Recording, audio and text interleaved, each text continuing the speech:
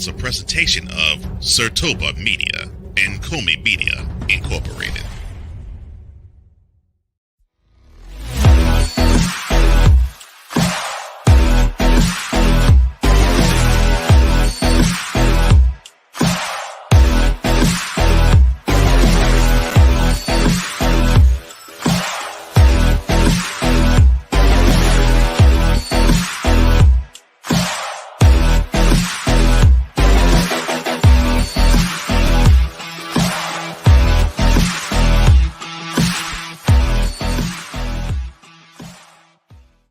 UFL Week 2 action, along with the NFL draft prospect, gets himself into some trouble.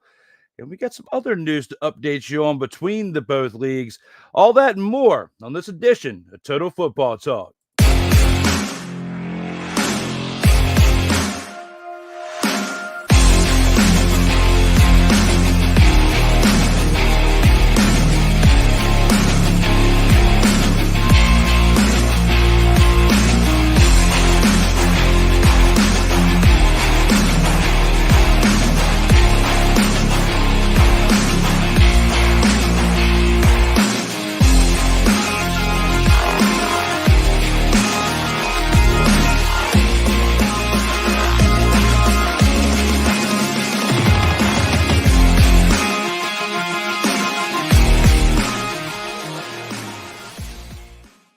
Welcome, one and all across the nation and around the world. I welcome you all to episode 32 of Total Football Talk. I am your co-host, Drew Willingham, and without Cole Johnson for the third week in a row, he will be back very soon. We will have an update on that and a new showtime here very, very soon. But for the second time in the past 4 weeks, we got a returning guest, a man who is relentless with his shade on me when it comes to my choice and quarterback this past season for the Washington Commanders, and Sam Howell, a man that you can find on Sertoba Media 2 times a week with a Student of the Game podcast and the Duval Dive podcast. You can also find his great work with an A7BN Sports, the Black and Gold Banneret, and the 3-point conversion. Give it up for my man, relentless in the Sam Howell trade, Kyle Nash. Oh, in the name of keeping it relentless, don't forget the Jaguar Report, Chief, where we have that coming up all the time. But listen,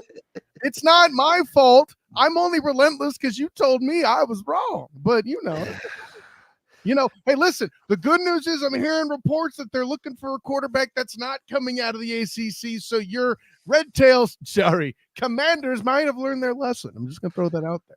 Well, yeah, because if they start looking at, other quarterbacks like Drake May and such, they might be looking for a new job. But when it comes to your shade on Sam Howell and for your predictions on him working out in Washington, I give you this. Acknowledge me. It has a different meaning now suddenly, doesn't it? It does. It does. I acknowledge you. I was wrong. However, I am going to at least say this before we get into the slate. I'm at least going to say when it comes to Sam Howell, I haven't completely given up on him yet. Sure. I mean, he did get traded. It wasn't like he's completely out the league. Sure. He still has an opportunity. It may take 3 to 4 more seasons before we get to really see him in meaningful action again or to get a real opportunity. And it might not even be with the team that he's with now. But I haven't completely given up on Sam Howell just yet. Well, hey, listen, we'll elaborate on that more. We're teasing the bejesus out of a future topic here on the show, Drew Willingham.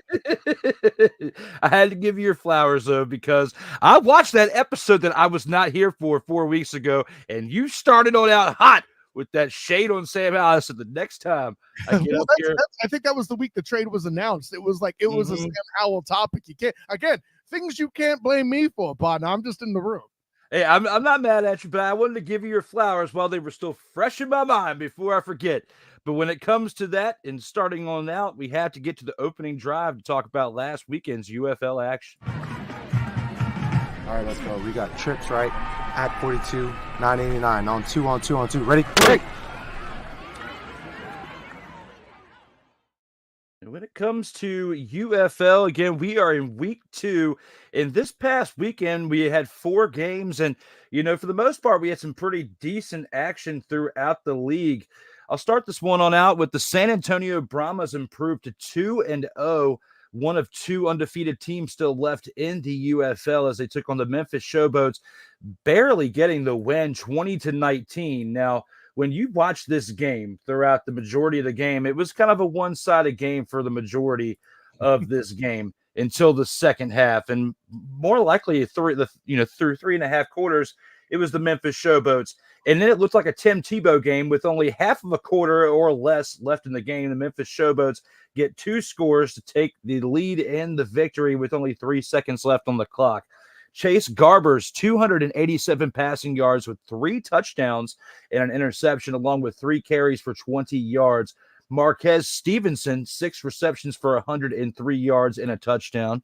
Cody Latimer, 8 receptions, 91 yards and a touchdown. The Brahmas total rushing. This is one thing that, kind of sticks out to me with the team that got the win. 11 total carries between 3 running backs for 36 yards. The Brahmas defense, however, 3 sacks and a fumble recovery, which helped towards that victory for their side. Now, when it comes to the Memphis Showboats, Case Cookus, 194 passing yards and a touchdown, along with 9 carries for 58 yards, the most by any quarterback on this past Sunday or past weekend. Dawood Davis, 6 receptions, 58 yards and a touchdown, along with Jonathan Adams, 3 receptions, 76 yards to contribute towards the Showboats getting close with those 19 points. But the Showboats defense, 2 sacks, an interception, and 2 fumble recoveries, probably one of the most productive defenses on the weekend, yet gets the loss 20-19. When looking back on this game, what were your most thoughts when it comes to this Brahmas and Showboats game?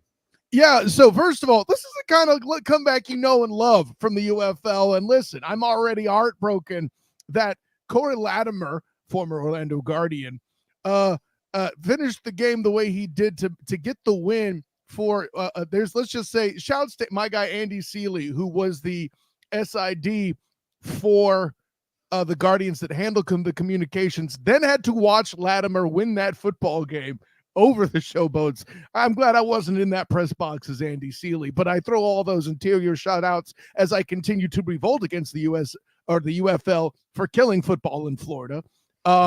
Listen, you can't fall apart in the fourth quarter like that, Drew Willingham. You just can't do it. And listen, it's not as if the Showboats defense didn't do its job. You mentioned the Brahmas, who were popular for running the football last year. And of course, current head coach, former Roughneck head coach, Wade Phillips, right? Ran the ball a lot. That's a thing that they prevented. They got the turnovers if they did, but the call to go for it on 4th and 12 late to hold on to the ball and secure the game barely looks like a mistake. Latimer with 8 catches for 91. He was the driving force of production in the second half period, though, from the tight end position. That I take nothing away from Coach Phillips and the Brahmas making it to 1-1, of course, but this was a faltering in a decision late. I would have listen, and this is easy to say in hindsight, of course, one would say, but 4th and 12 is never a good idea, especially in a situation where a team just missed the 3-point conversion. You have a chance. They have to have a touchdown. Get them the hell out of there.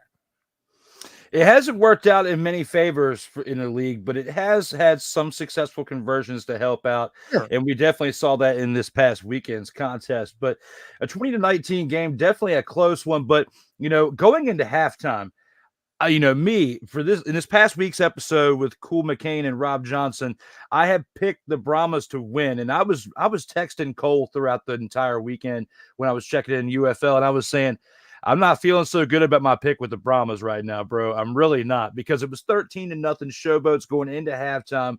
I put so much hype on Wade Phillips. We've seen his legendary career throughout the NFL, finally gets a Super Bowl win as a defensive coordinator with the Broncos back when, Peyton Manning had his last rodeo or whatnot. He has had some bumps in the road, throughout his NFL career leading up to that. But, hey, at least the man did finish it off with that when it came to that in the mid-2010s. Now looking at his time at the Brahmas, coming into this week, I was going to say, hey, they were going to be 2-0. I was eating my words through 3.5 quarters until we got to, Tim Tebow-like time when we get to the fourth quarter, and we see this team, get 2 quick scores towards the end of the fourth quarter to get this 20-19 victory.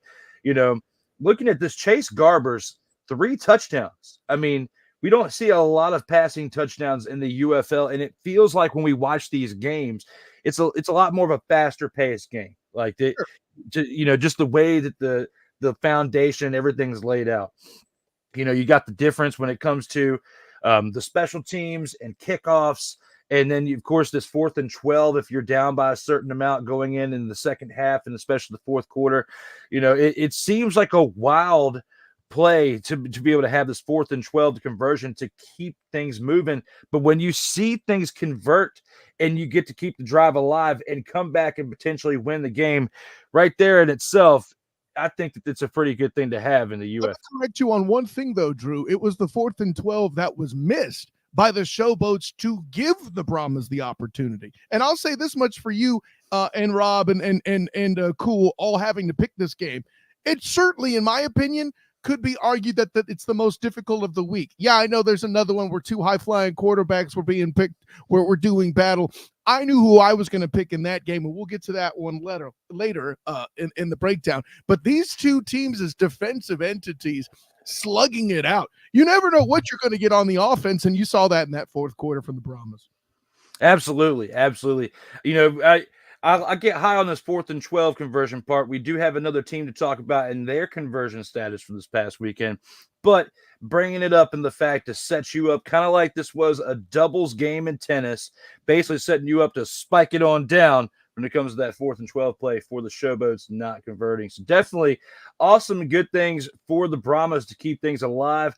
When we get to our predictions here in a little bit, I may be a little bit more reserved when it comes to these undefeated teams and picking them to win, but I'll get a little bit more into that later on in this show. But with that, let's now take this into our next game here on the slate. And we've got the Birmingham Stallions getting the victory over the Michigan Panthers this past Saturday. Looking at Matt Corral, 53 passing yards, and Adrian Martinez, 88 passing yards. Matt Corral also had an interception on that, as this Birmingham Stallions team likes to go with the 2 quarterback option in their offense. You got the Stallions defense as well, 7 sacks and an interception, along with a fumble recovery. When you put all that in perspective, they're probably one of the most, if not the most dominant defense in the UFL right now. When you look at their production over the first 2 weeks, I know it's only 2 weeks in, but that's what I'm seeing when I see this Birmingham Stallions team. Chris Blewett, the field goal kicker for the Stallions, 4 field goals to contribute 12 points towards the Stallions' 20-point total. E.J. Perry, 203 passing yards, a touchdown and an interception, along with 4 carries for 25 yards for the Michigan Panthers.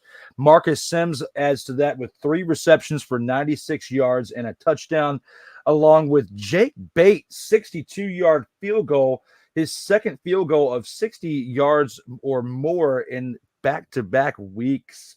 Looking at this team right here, especially from what we're seeing out of this Jake Bates kid, this kicker for the Panthers. What are your thoughts with this Panthers team who, barely missed the win this week, but they're playing against a very tough Birmingham Stallions team? What's your thought when it comes to these 2 teams in this matchup?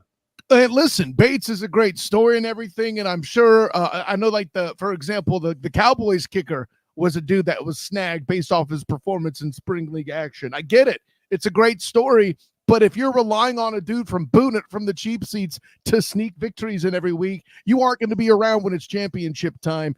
The Michigan Panthers need to get it together or hand my damn team back to the state of Florida if you're going to do that trash.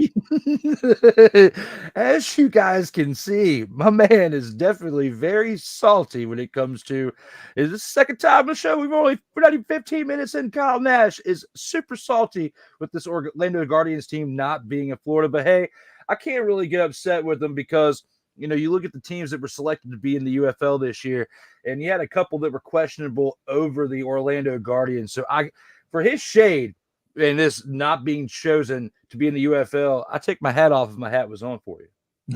My man. Well, hey, listen, I'll put it this way.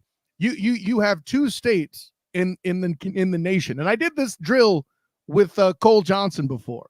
You have 2 states in the nation that football is famous for.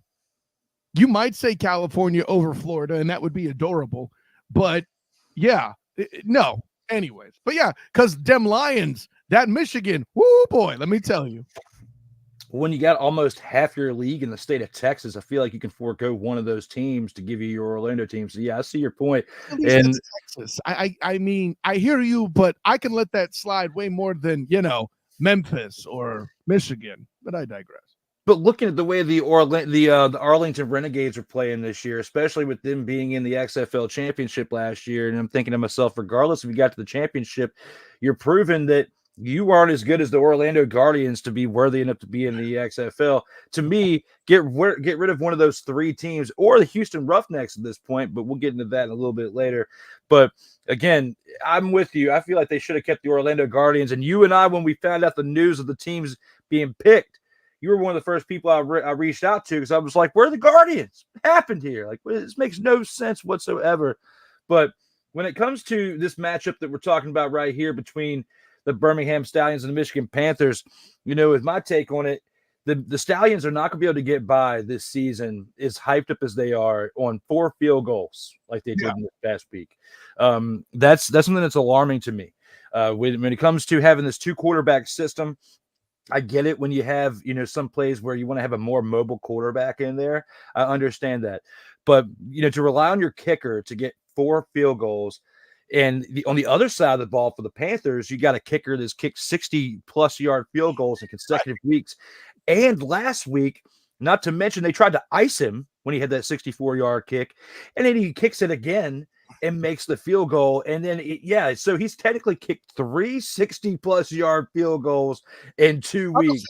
Yeah, unofficially. But to me and my 4 eyes, I saw what I saw, Kyle Nash, and so did you. So it's a wonderful thing. I mean, listen, you are right to criticize the Stallions such as they are, and maybe you can call me a homer for the time that Marlon Williams and Cole Schneider were on the Stallions. Guys, I used to cover for the Black and Gold Banneret. Bing! See, my voice isn't quite right yet. We're close, but the punchlines is Drew Willingham. What do they say like this? If you can win a game like this is why you're a champion, and the Stallions are exactly that. They're a team that have been winning for a while in the USFL. Say what you will about which league is better or was better or any of that crap. That's another conversation. But, props to the Stallions for holding on. But yeah, you're right. This ain't going to work against Jordan Teamu, AJ McCarron, Luis Perez, all that kind of stuff. Yeah, because, even when you look at the teams back in the day, like we'll go to the NFL, a team that I like to refer to historically, the 2000 Ravens, okay? Mm-hmm. When you look at, like, how they were with their defense, the Stallions are similar to that when you think of their dominance and why they're getting these past 2 victories in this year's 2024 season.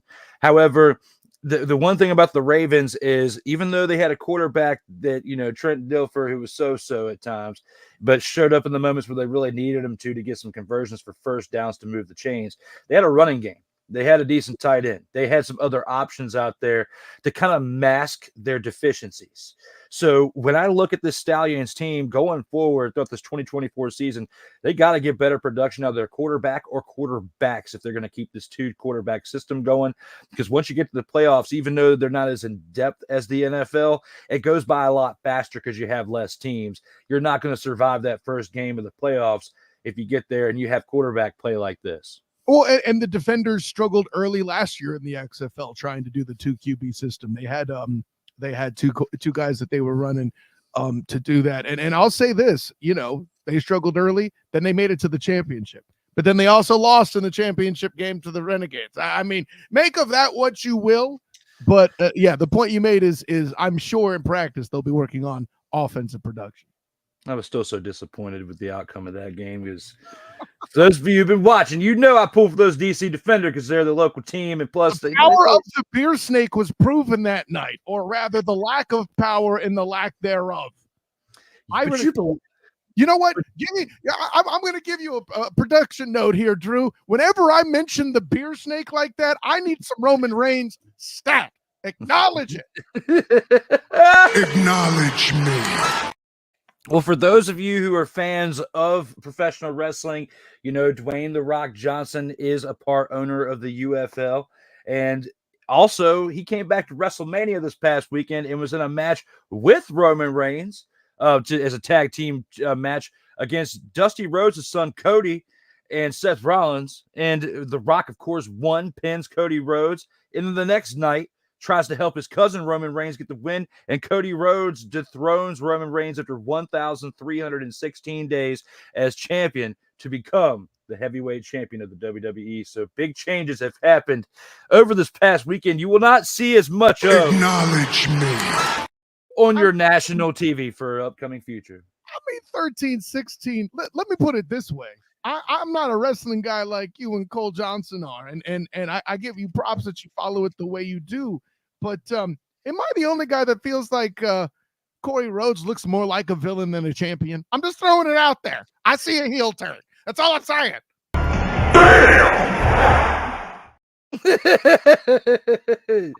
We will definitely see how things pan out in the near future, if it becomes this or not.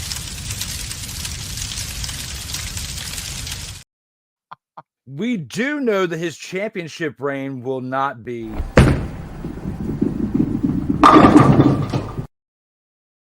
it will not be Bowling Shoe Ugly. But he is too handsome to be associated with Bowling Shoe Ugly. I will acknowledge that. Acknowledge that.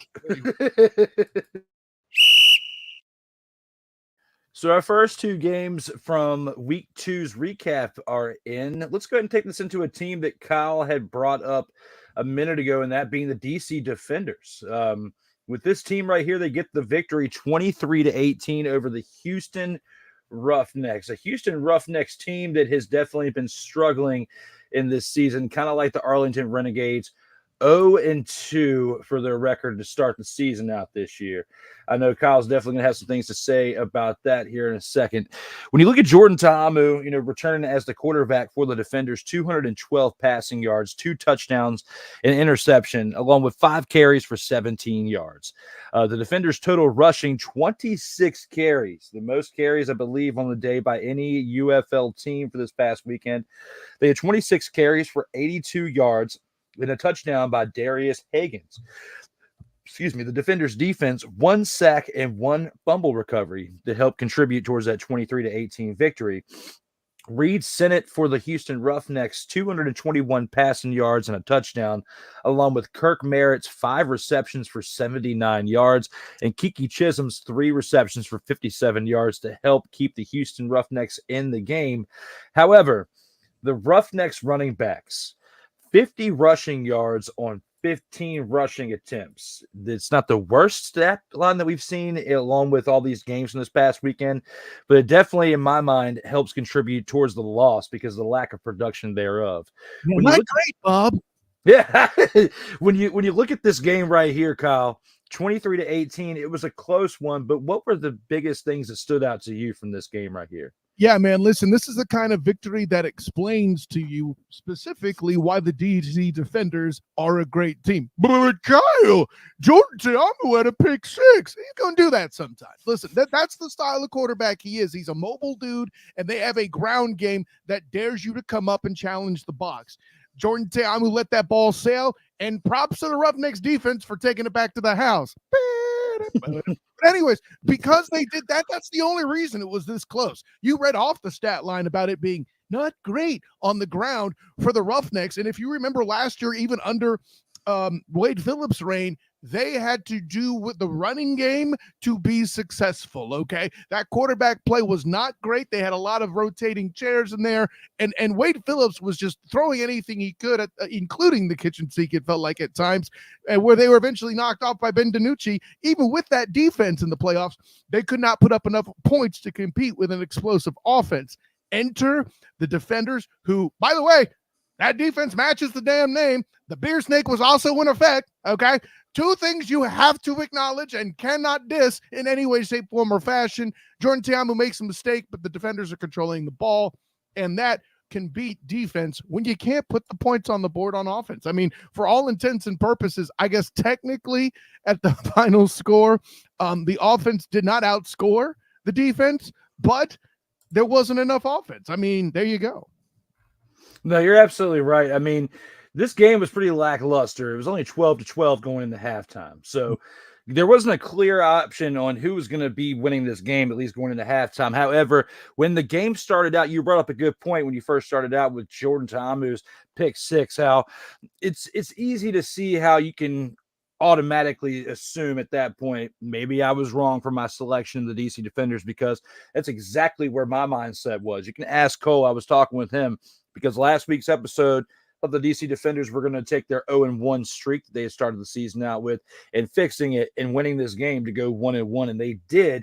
But when you start the game out with a pick six, it's not looking great. When it's the first drive of the game, you hadn't even made any noise, and you throw that ball to the other team and you give them points, like unnecessary points. But in your defense, and to save where I was going with this, they pulled it out of their rear end and they got the victory. However, you saw how close that game would have been now with a 23-18 victory, how lopsided it potentially could have been had he not thrown that pick six. You would have had 6 more points on the board, or 6 less points for the other team at that point. In fairness, if you're going to do it early in the game so you have time to recover. And that's what they did. There's no other way to put it. Oh, absolutely. And they did. And, the way the Brahmas played, the game we talked about earlier in comparison to DC Defenders, had that play happened to them earlier in the game, I don't think they would have been able to rebound based on the way they were playing throughout 3.5 quarters of the game. But the DC Defenders, they kept doing what they say in the NFL for the Lions. They were biting off the kneecaps, led by Dan Campbell. That's what I was getting the feeling of when you're watching this team, because it was nitty gritty at halftime, 12-12. It wasn't exciting as far as a high scoring contest. Sure. But the defense was definitely keeping them in it. You're not going to get a high scoring game out of these two teams, though. I mean, say what you about Jordan Ta'amu. He's famous. I shouldn't say famous, but like he's talented for his versatility, not his ability necessarily to let it fly. But he had a great game today, or that day, after recovering from the error. That's how they won the football game. I mean, we have had some lackluster scoring in now 8 total games from the past 2 weeks of the UFL. However, if it's going to be very similar to how things were last year, especially between both leagues, the XFL and the USFL, things were kind of lackluster in scoring throughout the majority of the season for one league, but for the other, it took till about week 4 or 5 for things to start heating up and scoring. And I think once the weather continues to warm up, we're going to see a little bit more production on their offense from these teams. So yeah, no, that's a fine point too. And say, listen, talking to Coach Terrell Buckley of the Guardians last year about it, if they had more training camp, if they had more opportunities to prepare, it would not take as long for the offense to catch up. But a little inside baseball, and this even goes to my semi-pro days there. By the way, those listening on the podcast and not watching the video, the painting is there of my offensive line days playing semi-pro, right? Where there wasn't necessarily training camp to the same extent. The defense is always winning first, and then the offense figures things out, and then you start to get those big plays. That's why Ben DiNucci came on late, even after having big times there with the Seattle Sea Dragons. May they also rest in peace, by the way. But yeah, I think that's a great point you bring up. I would expect at least 2 more weeks of air quotes slow offense, but there's another game we're going to talk about where there was plenty of it this week, Drew Willingham.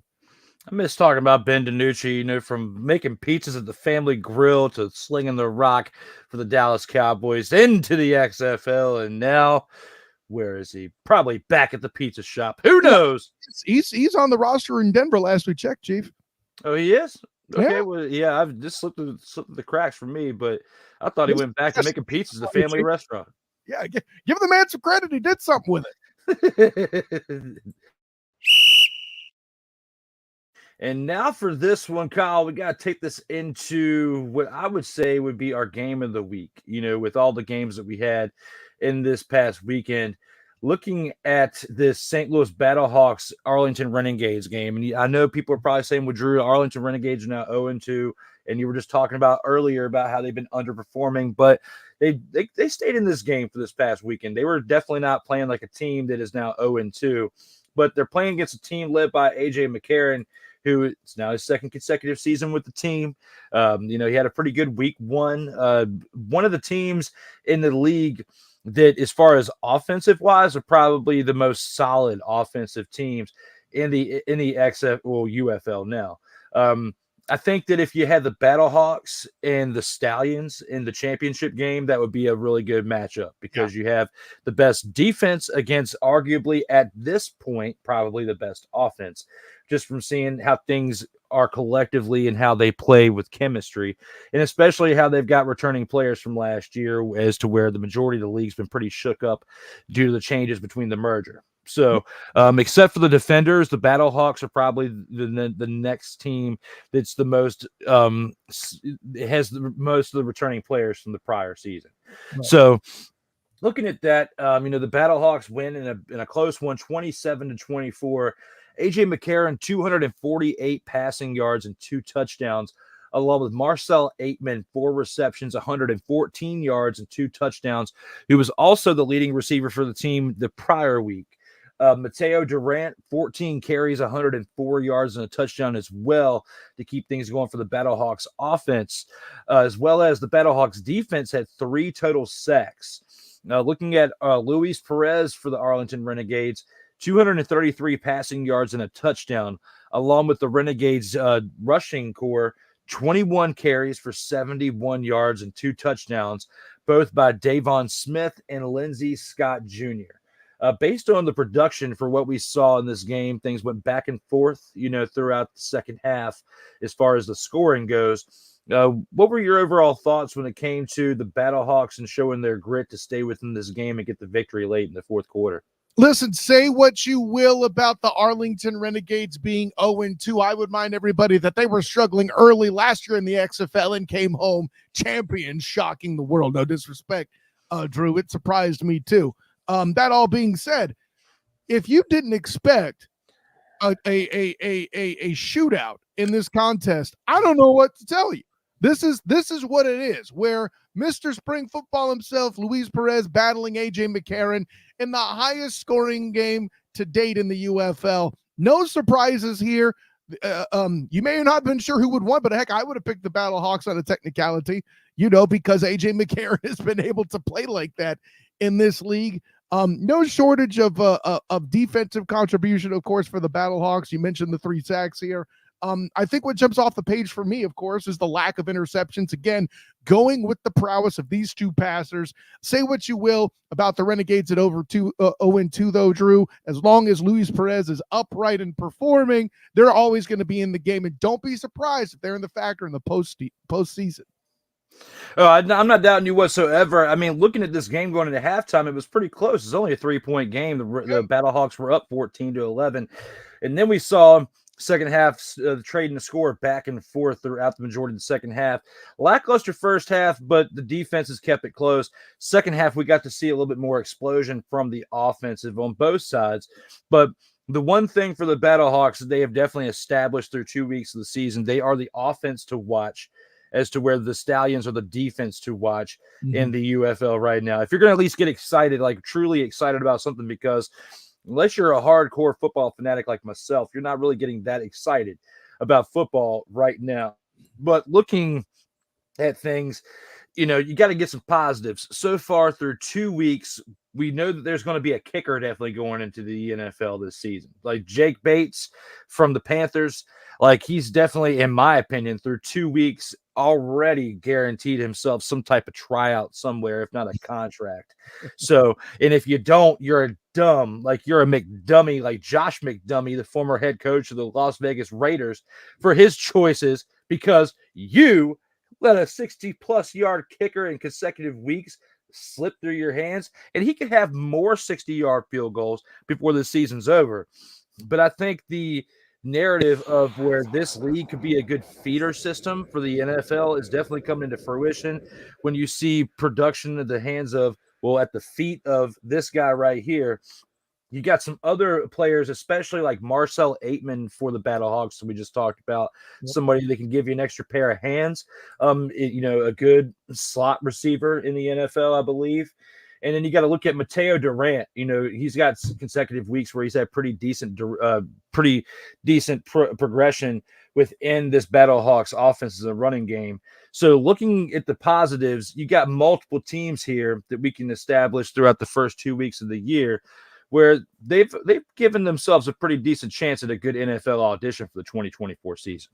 Yeah, no, that's a point well made. By the way, let's give a little bit of credit to the Battlehawks defense here too. Devion Smith was a guy who was in the running to be the student of the game MVP for the XFL. I know there's 2 touchdowns to their name, but 21 carries for 71 yards is relatively contained from when you see what Devion Smith can be when he's healthy too. So I got to give a little bit of props for that as well. You mentioned, by the way, the Stallions as the best defensive team in the league. Drew, I would say they're the most balanced team in the UFL overall. Overall, yeah, it's just right now, if the season ended right now, my biggest question marks would be at quarterback, because you have the 2 quarterbacks playing, and they've got, even combined, had very lackluster numbers throughout the first 2 weeks. If it wasn't for their defense in their running game in the first week, they wouldn't be undefeated right now. Like That's awfully familiar. I heard about that last year with this team in the XFL. They did this thing in the stands. I like to acknowledge it. It's called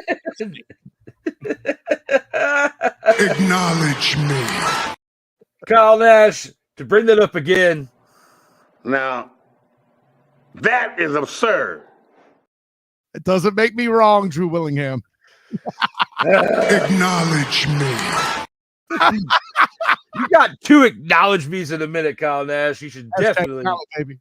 you definitely got to feel special when it comes to that. But ladies and gentlemen, we've gone through our opening drive when it comes through recapping week 2 of the UFL.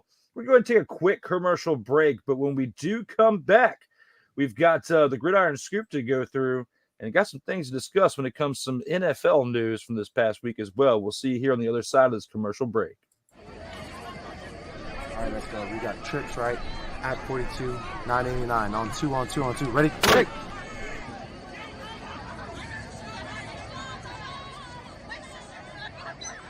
We're just getting started. Total Football Talk will return right after this. Everything Boston. I love you morons. New Kids on the Block, New Edition, dear whatever the law firm is. Sincerely, the U.S. Supreme Court. Ben Affleck, Matt Damon, go yourself again, Jason Whitlock.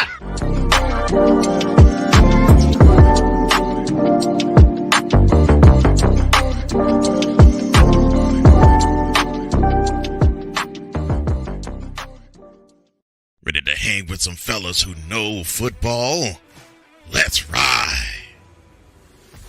LC Muscles 28. I think they're the most overrated defense in the league. Steel Sermon. We did not trail for a single second. Tiny Tim. McCarthy is a bonehead. A Pistol 90. I'm going with my boys. Fins up, baby! Get ready for the 4 Horsemen of Peckham's. Every Wednesday night at 10 p.m. Eastern, 9 p.m. Central on YouTube.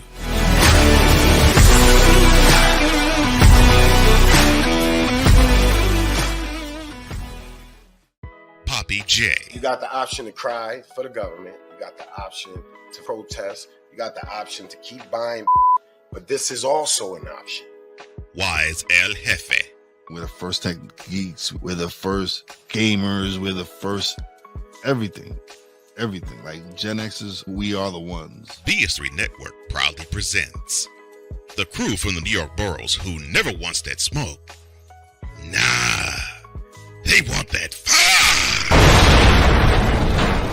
Poppy J and Wise El Jefe, Fridays at 9 p.m. Eastern, 8 p.m. Central. Check your local listings for your viewing and listening pleasure.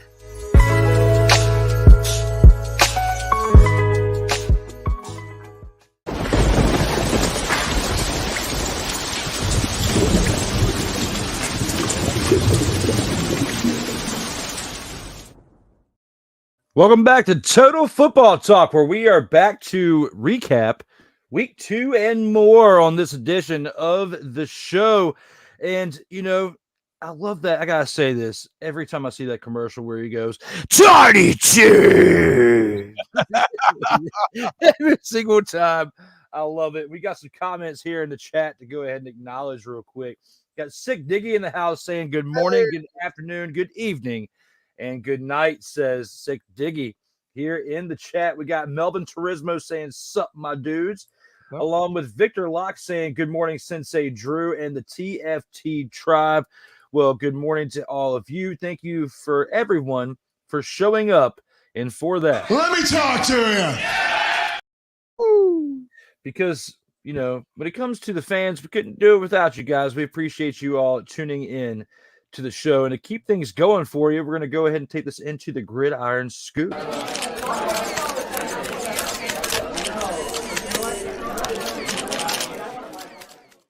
I know it's kind of a time here in the NFL where there's really not too much to talk about just ahead of the NFL draft, unless you want to overly analyze the draft picks that we have ahead of that draft. But that's why it's good that we have some spring football, and the CFL will be starting up here in about 6 weeks or so. So we got some other options there at football to discuss. But right here and now, when it comes to some NFL action, coming out of Texas, T'Vondre Sweat, projected day 2 NFL draft pick, arrested and charged with DWI after crashing his SUV this past week. How will this mistake impact where he is selected in this year's upcoming draft, Kyle? How do you feel about this one? I mean, this is one of those where it in the right position, in the right section, it could be a big deal or not. I mean, for me, if I'm a GM, I would want, more details of the crash. Do I need to check him out medically? Also, boneheadery. I'll put it this way. He's not high enough a prospect for him to hurt him or cost as much money as, let's say, a Laramie Tunsil with that situation that he dealt with the Bong video. But also it makes one wonder about what's going on. There's going to be a number of phone calls he's going to receive between now and April 25th or 6th, since he was projected day 2, right? That will be tough questions and conversations. And I'll put it this way. If he was on the fence for any team in any particular spot there or not in need, he might drop in the eyes of some for sure. That's the tough part about the actual impact for a day 2 guy. It's not obvious. Like if this was a player, of a higher caliber, like if this was a Jalen Smith or a Drake May that this happened to, there would be impact. He would potentially fall out of the first round, especially with the position that's particularly crowded. In Swift's case here, I don't know that he's, air quotes, well enough known or a high enough profile for it to really make that many waves. He better be sending some thank you cards to the Houston Texans and Stefon Diggs for burying him a little bit, for actually making a football headline rather than off the field one. So from that standpoint, he got a little lucky, but it's hard to really gauge the actual impact on the prospect.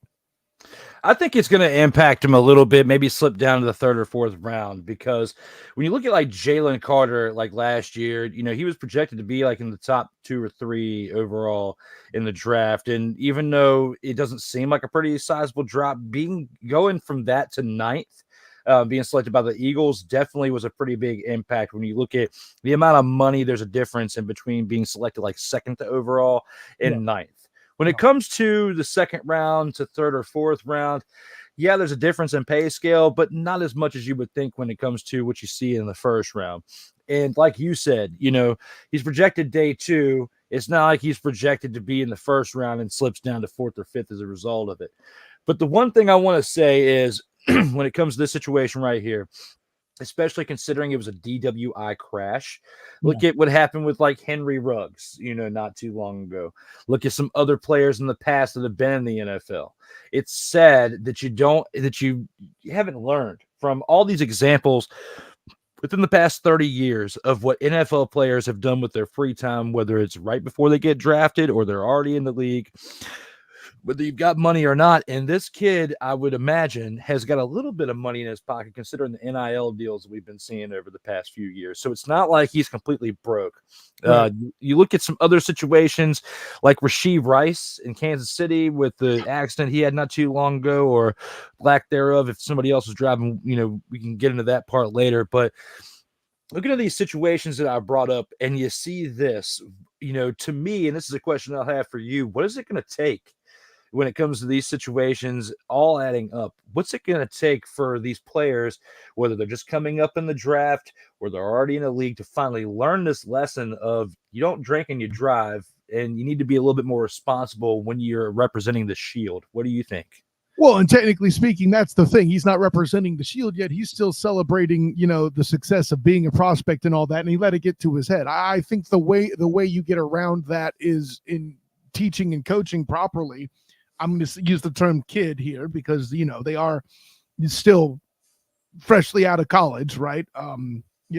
So the aspect there that I guess if I'm coaching one of these guys, if I'm counseling one of these guys, if I'm preparing one of these prospects for the NFL draft, this is a job interview, okay? And I know they use that term and it's part of the marketeering, but listen, as an example, let's say you're going to a corporate job and they drug test and you nail the interview. You do not go out and celebrate by hitting the bong.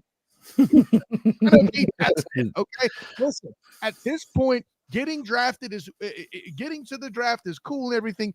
Getting drafted is the goal, and then the real work begins. Okay, at this point, you have to remember you're in this day and age, by the way, where everything's remembered. You're not only negotiating for contract one, but your second contract as well. And I would make the argument that this escapade may impact his second contract more than his first, because they see the precedent he has set and he's got to somehow prove he's grown up. I don't know how you do that. That's a real tough thing to do.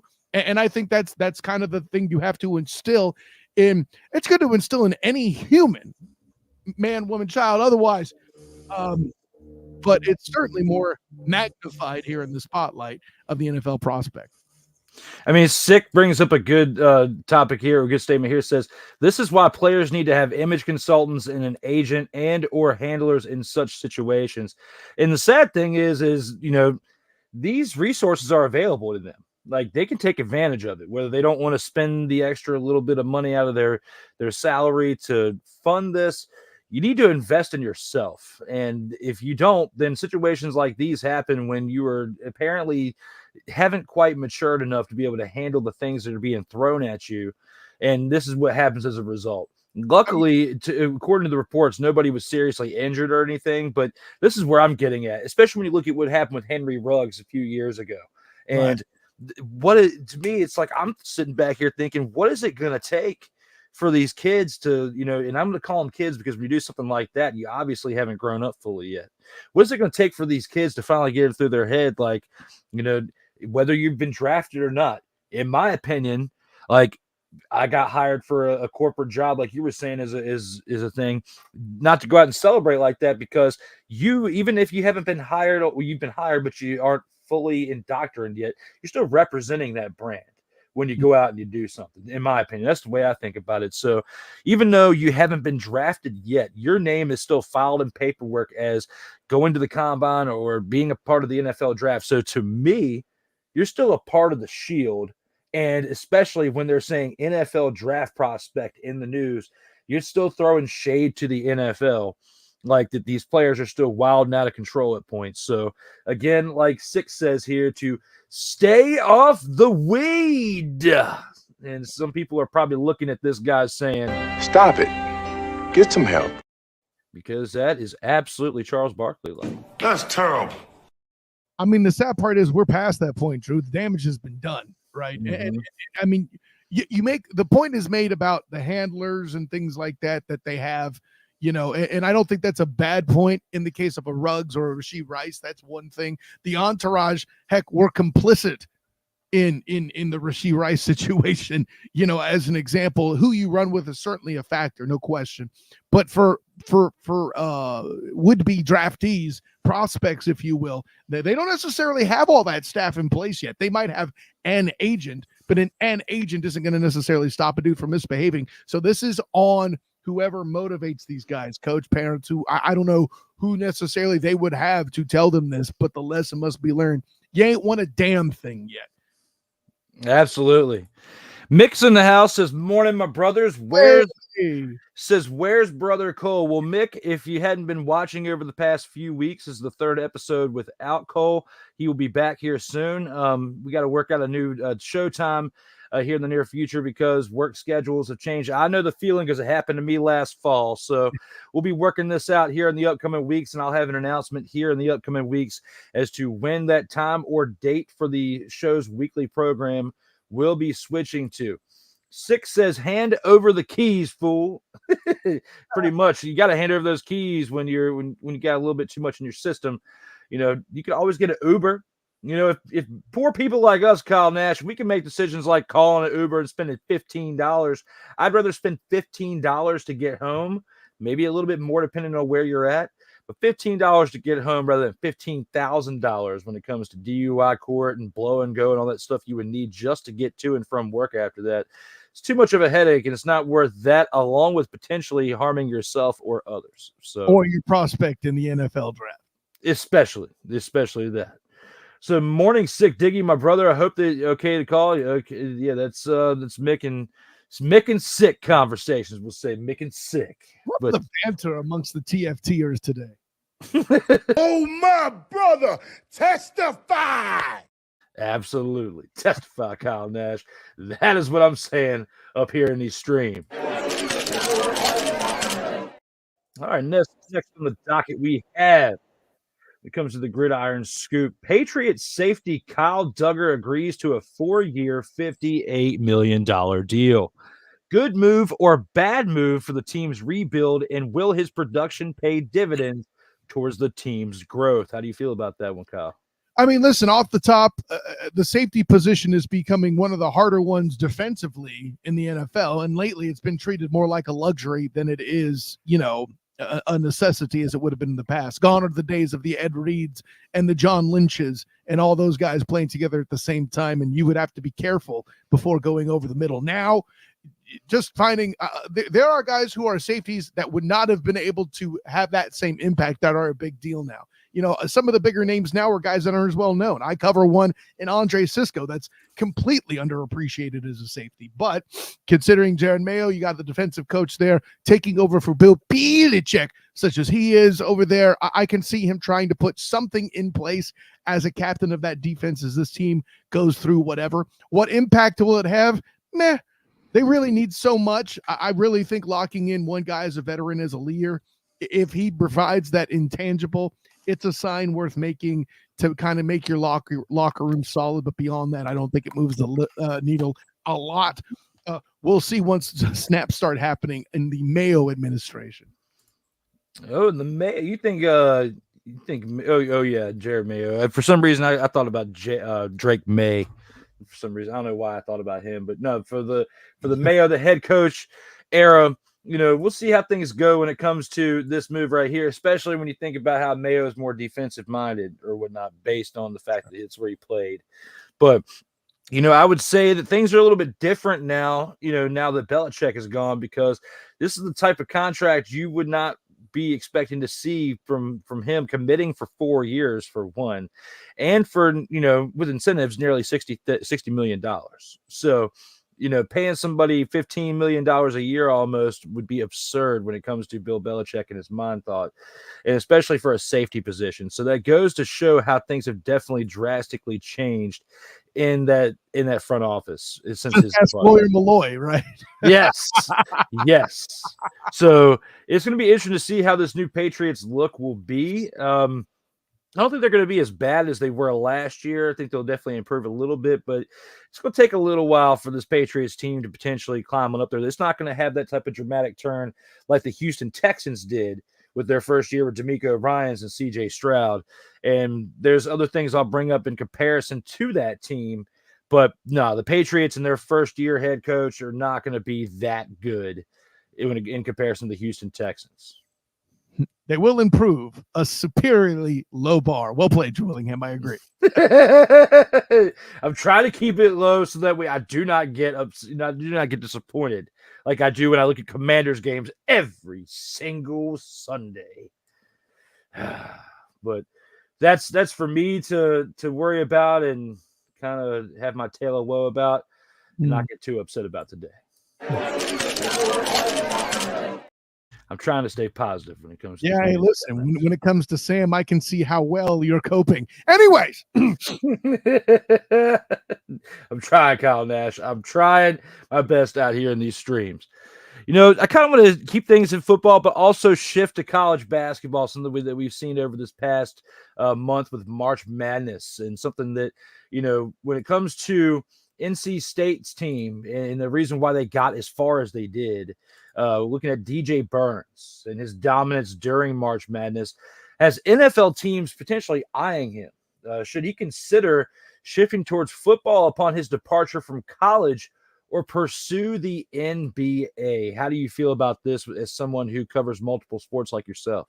I mean, it's always going to be tougher to break into the NBA unless you're a standout prospect, and NC State's performance in the tournament would have risen his stock overall. When you pair that versus him playing in an overrated ACC team that was partially responsible for exposing the Seminoles such as they were, so they didn't make the playoff, that's a whole other conversation. The punchline's this, Drew Willingham.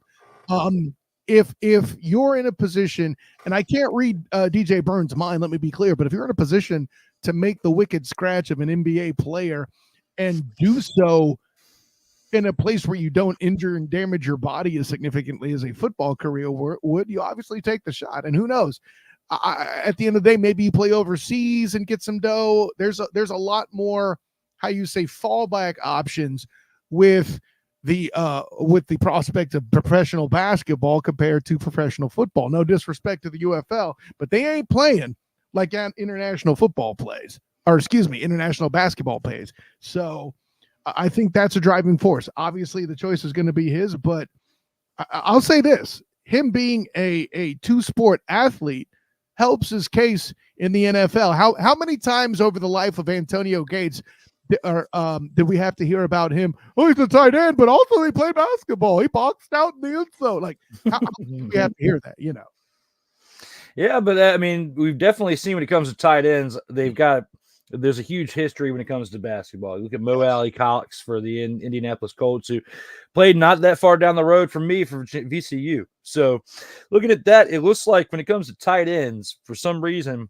NFL has definitely been big on recruiting former basketball players in the tight end position, just because their vertical, leap and all that stuff helps out when you need those type of plays in the end zone to leap up in the air and get those balls snatched down. But looking right here with DJ Burns, though, I would say that, I would say for him to stick it out and with basketball, pursue his dreams in the NBA. He'll probably will get a little bit more money playing NBA in comparison to switching to a sport that there's not any footage that I've seen of him playing football unless he played in high school. There hasn't been big news on it, for one.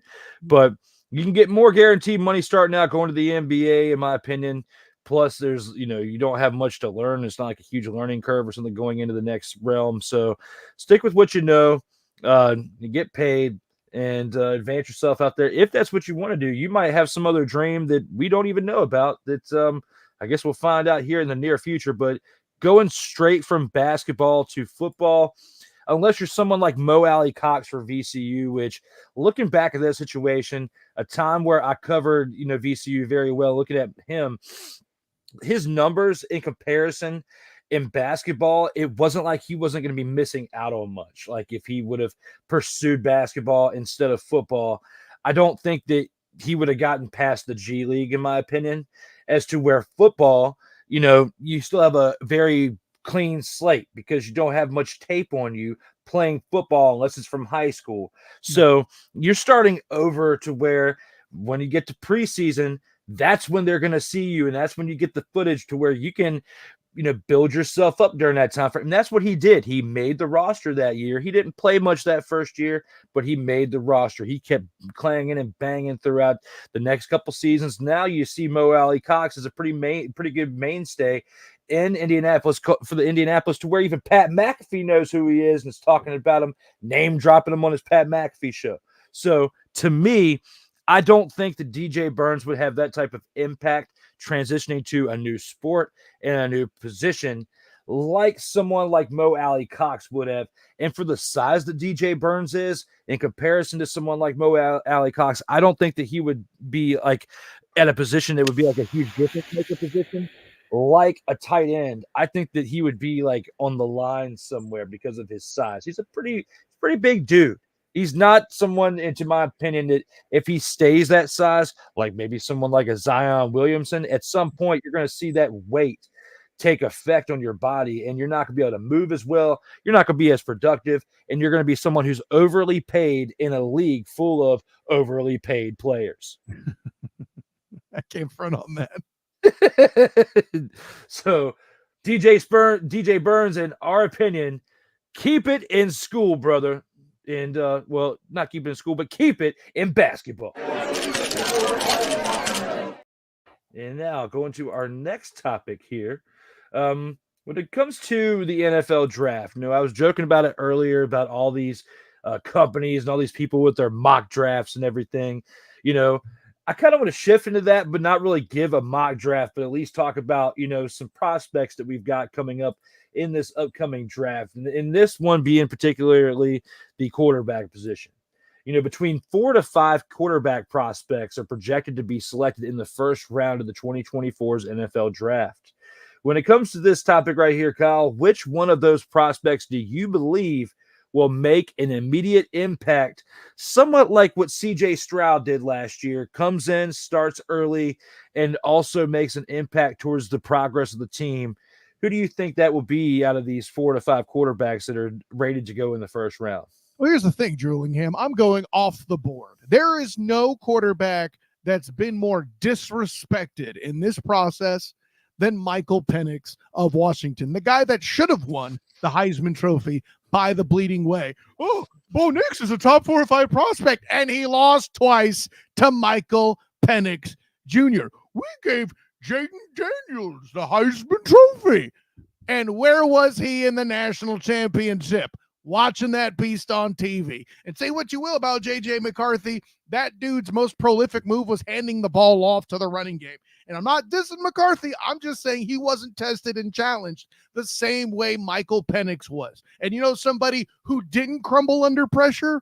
Michael Penix Jr., the same way that Caleb Williams did at time. And no disrespect to Caleb Williams, I think he's going to be a guy that makes a difference.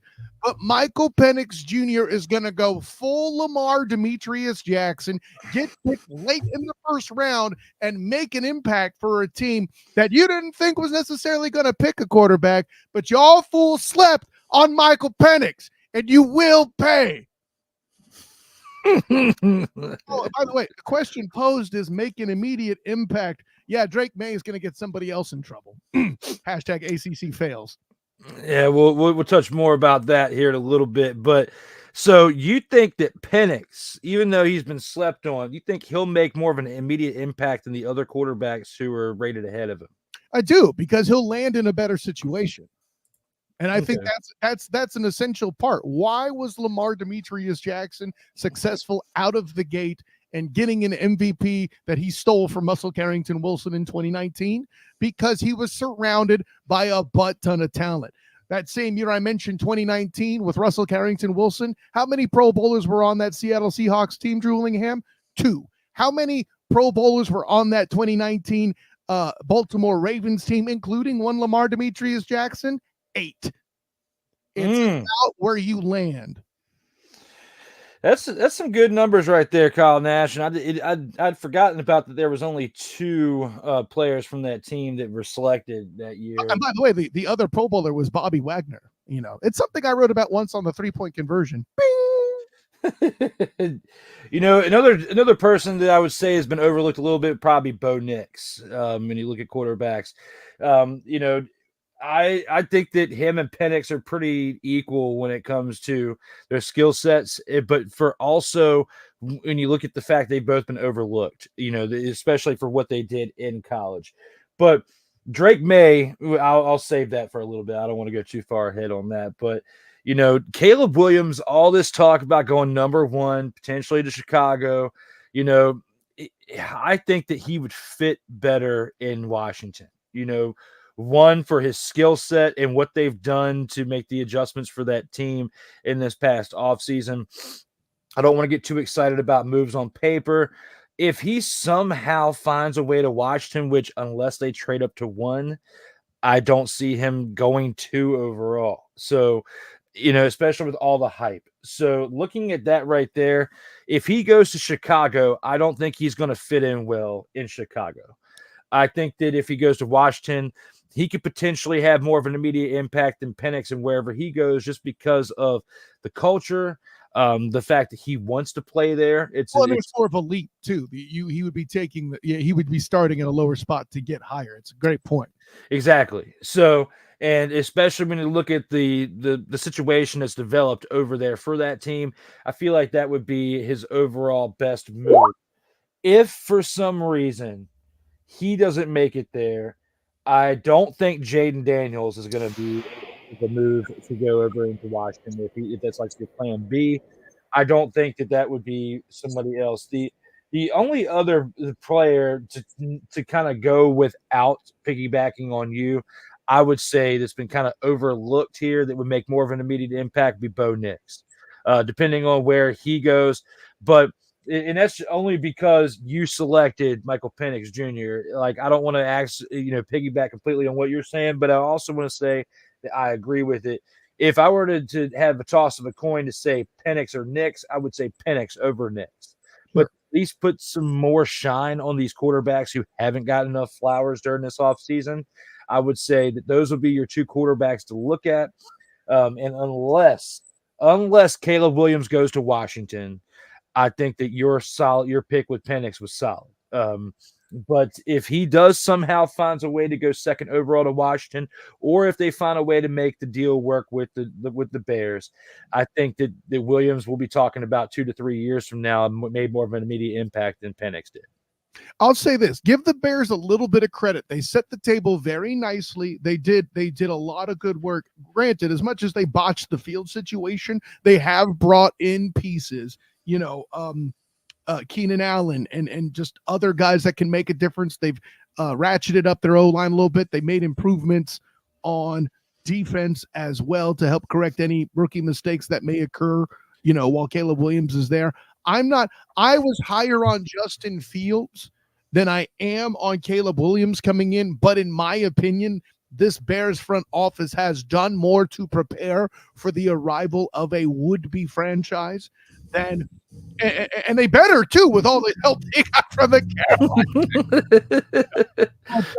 Carolina. If you're going to pick Caleb Williams number 1, which I am not mad at anybody that does that, I believe that's the fit. I'm a little different than you in that I like Jaden Daniels in that environment there with the Commanders, in that offensive line is still complete and utter dog do, and Daniels needs to dodge the dog do and keep himself alive to try to make a play.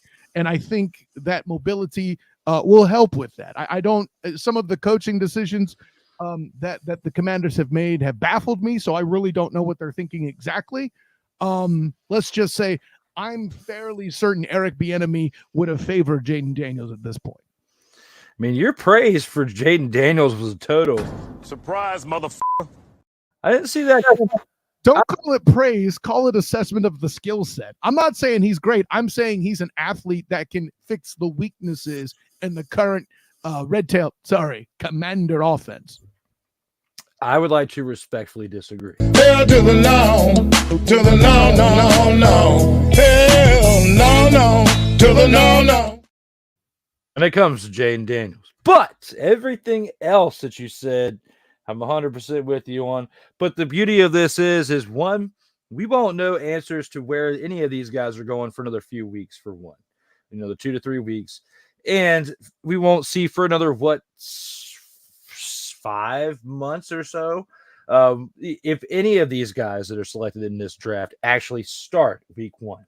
So, and if they do start, if they don't start then, at some point throughout the season, if they even play at all, to make an impact. But we'll have to review this at some point in the next 6 to 8 months and see if we were right with any of our selections and if any of these guys actually made any type of impact to start this season out. So we'll have to definitely go back and see at that point.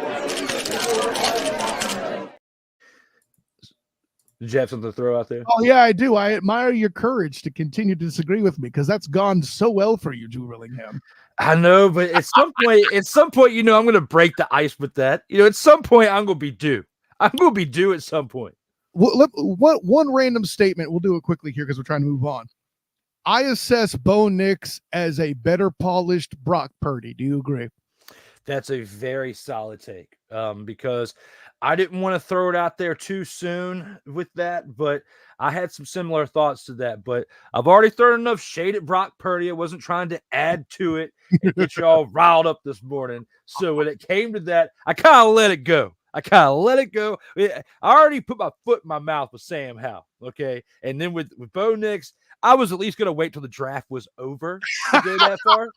But then, looking back on it now, I'm glad that you said it, not me, so that we were on the right page with that. Well, I'll leave it here. It enhances your point about the right environment being paramount for Bo Nix over and above any prospect in the draft. That's why when speaking of Caleb Williams earlier, I was like, I like him in Washington, but I don't like him in Chicago. I don't really like any quarterback in Chicago just because they've had a history of not being able to develop a quarterback worth a damn. Yeah, no, hey, and that's that applies to all the quarterbacks. That's why I didn't disagree or address that. They've at least tried to give him a soft landing spot. I would argue that this is the best they've done to prepare for a quarterback. I mean, because Matt Nagy did what he did with Trubisky with smoke and mirrors, man. He had no help, and they certainly didn't upgrade the way they did the Bears when Trubisky arrived because they thought that this guy was going to be the man. By the way, John Lynch is still laughing at that deal. Hey, you talk about getting it wrong with Brock Purdy. Just imagine how hard John Lynch is still laughing about his first major draft trade being all that stuff he got from the Bears for Mitchell bleeping Trubisky. Okay. So with all that being said, no, I'm with you. I'm not here to say Caleb Williams is a fit per se for the Bears, but I think you're right that Andrew Luck doesn't exist, my friends. Okay. He is literally the man, myth, and the legend. Hey. Who's giving them the business? So with that being said, let's go ahead and move to the next topic here. And we'll go back to a team that we were talking about earlier with the UFL, the Michigan Panthers. And their kicker, Jake Bates, hits a 62-yard field goal against the Stallions and achieves a rare kicking feat. Should kicking from 60 yards or more in back-to-back weeks earn NFL interest? Looking back on what we were talking about earlier and kind of touching base on it, do you think that just what he's done in 2 weeks alone to start this spring football off, that it's warranted an NFL contract? I mean, he's going to have some eyeballs on him, ain't he? Like the facts of the case, deciding a major game in a season opener in what is for them that whole 53-man aspect. You can't get more pressure filled than that. And this dude delivered in a fashion that would make any mailman stand and salute. Okay. How do you say no at that point? By the way, considering the NFL is adopting the XFL kickoff rules, which the UFL was too stupid to do themselves. I said it to Willingham. I think having a guy that could bomb the ball is more important than ever. And to give this.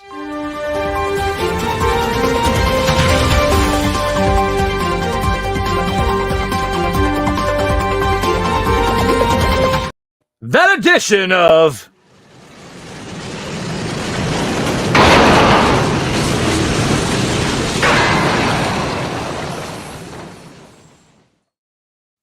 was brought to you by Kyle Nash.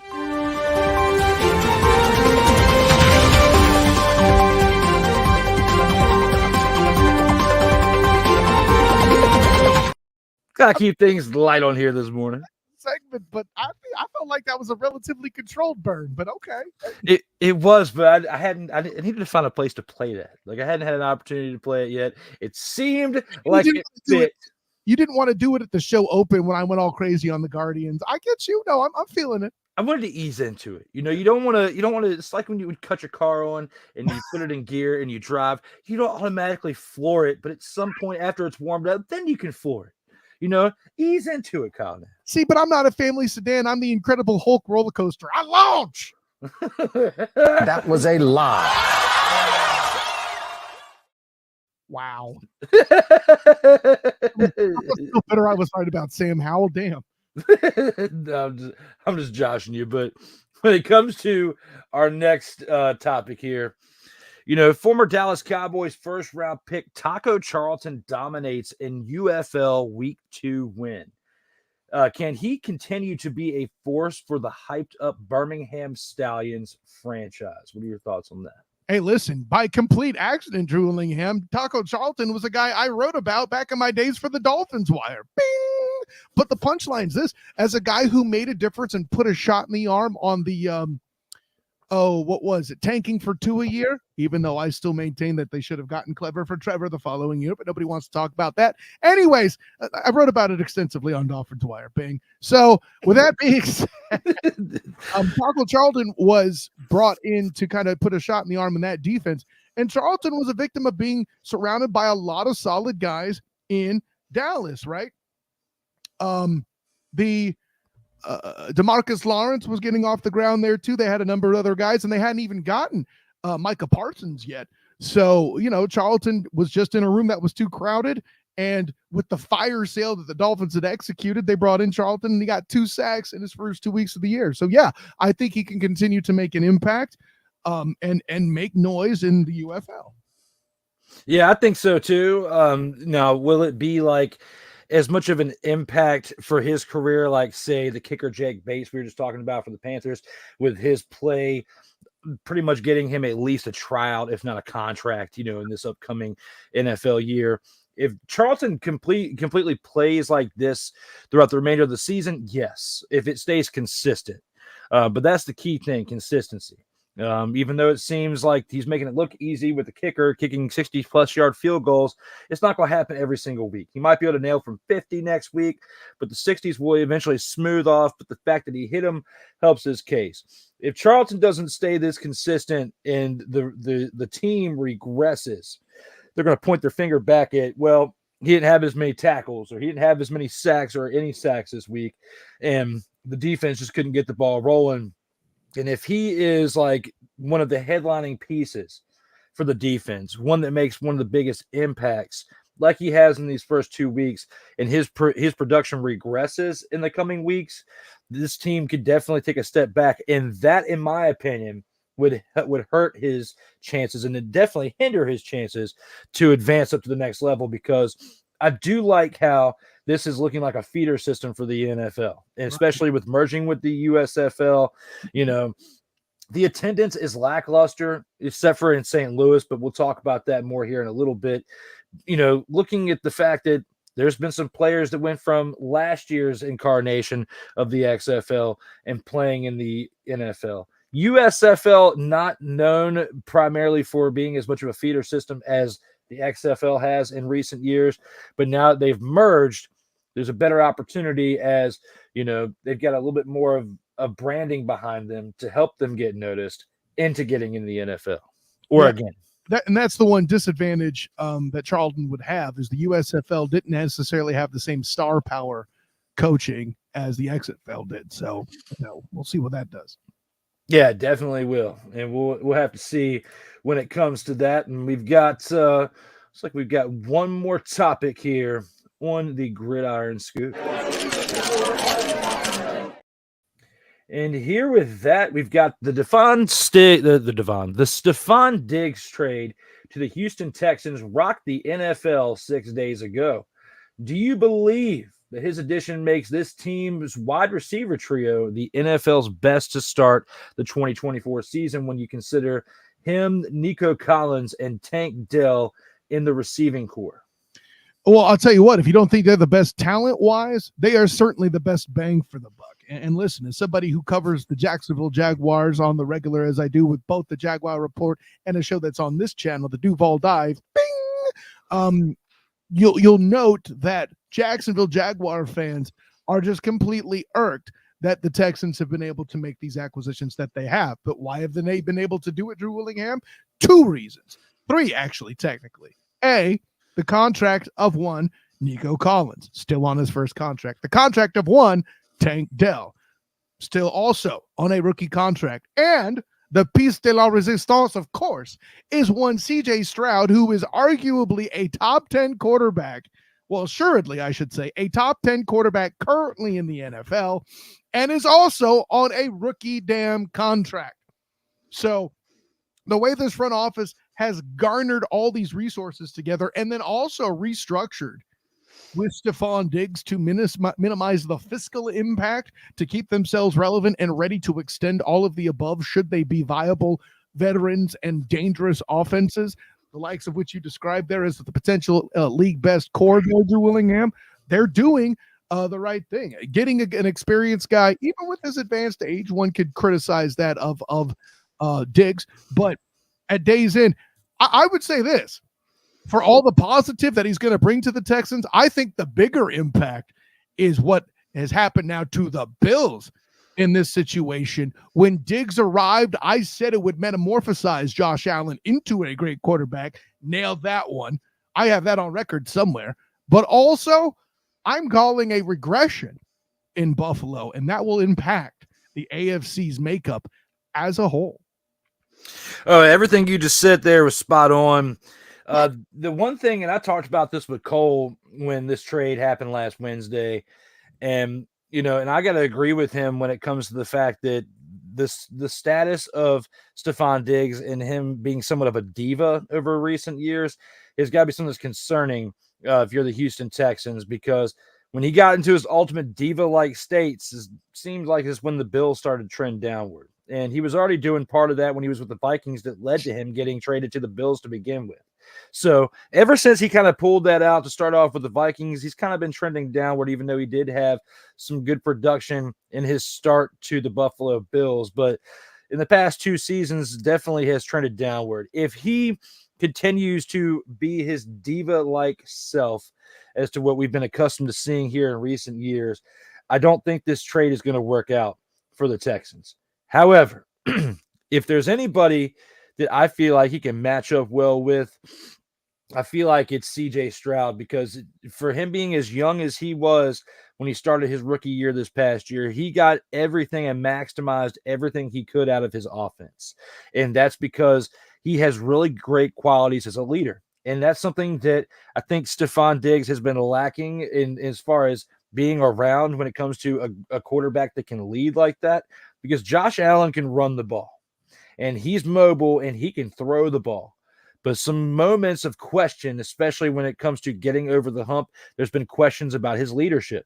And when you look at Stefon Diggs and someone who can be considered a captain because of his veteran experience in the league, you got to think about the fact that, he hasn't had the qualities to be able to be that number one captain, but he could be a good supporting piece if he's put in the right position.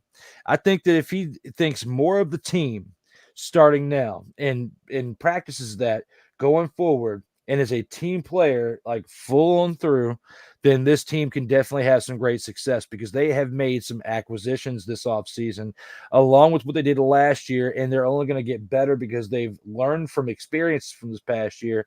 Unless CJ Stroud, Nico Collins, them take a severe sophomore slump together this upcoming year, and the addition of Stefon Diggs doesn't hurt them from him being a diva like I was just mentioning, I think we're going to see this team potentially go one step closer in this upcoming season together. I'm going to push back a little bit on Diggs as a diva. Like, certainly there were moments of conflict between him and Josh Allen. There's no question there for me, or anybody. To act like there wasn't there would be just intellectually dishonest. However, when you're put in a position in Buffalo where the entire passing game is on your shoulders just as much, if not more, than the quarterback, and the quarterback is unable to get you the football because he's a gunslinger that makes a butt ton of mistakes, that is a frustrating place to live.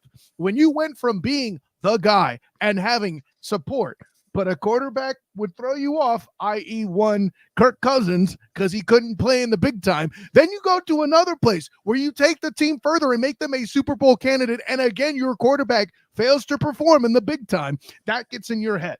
Now, in this scenario with the Texans, he's going to have an easier road going through the AFC South compared to the AFC East, and have significant help. And get this, ground support that isn't the quarterback himself taking place too. Hell, there's even things tying Dalvin Cook coming into Houston as a supporting running back. Goodness gracious, great balls of fire if that happens. So in this case, I don't think Stefon Diggs has any choice but to be a team player because he's not the only option. No disrespect to my guy, Gabe Davis, but he was a number 2 option that was supposed to spread the field and did so successfully, catching a lot of long one-on-one balls. I get that. But Cole Beasley was your previous supporting guy when he first got there. Like, these are names that you're throwing out there. Name me another Bills wide receiver off the top of your head. Don't worry, I'm not mad if you can't do it because they traded Gabe. I don't know any either. So yeah, I was about to say before they traded him, I could say Gabe, but other than that, yeah. And listen, at day's end, that was the situation with the core. They continued to, jettison weapons, starting with Cole Beasley and on down the line. Now they don't even have Devin Singletary anymore. Now it's Josh Allen, and they even have a different center because he's now playing for the Jacksonville Jaguars. If you've been paying attention on the Duval dive, bing. So yeah, I'll put it this way: the one thing Josh Allen has working for him is he has an opportunity to silence all the critics, and I don't just mean Nick Wright, Drew Willingham. I mean me, Kyle Nash, the student of the game, who says he only got better because of one Stefon Diggs. And when you have that much power, you do get frustrated when it's taken away from the guy turning the ball over in big moments. Facts. Stand down with that. And with that being said, to honor the champs of the week, we got to go into the grand champs of the week.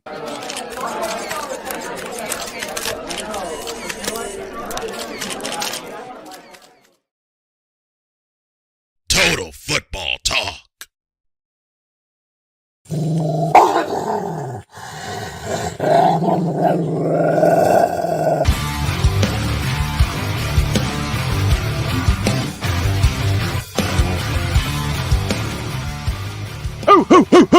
Where are my dogs at when it comes to the best players of the week? Now, you guys know out of the previous 31 episodes that we've had throughout the NFL season and now with the UFL season, we basically pick a player or, whether it's the offensive side of the team or the defensive side of the team or special teams, at least one person that, in our opinion, from the previous week played pretty well. And for our grand champ of the week, we'll let Kyle go first.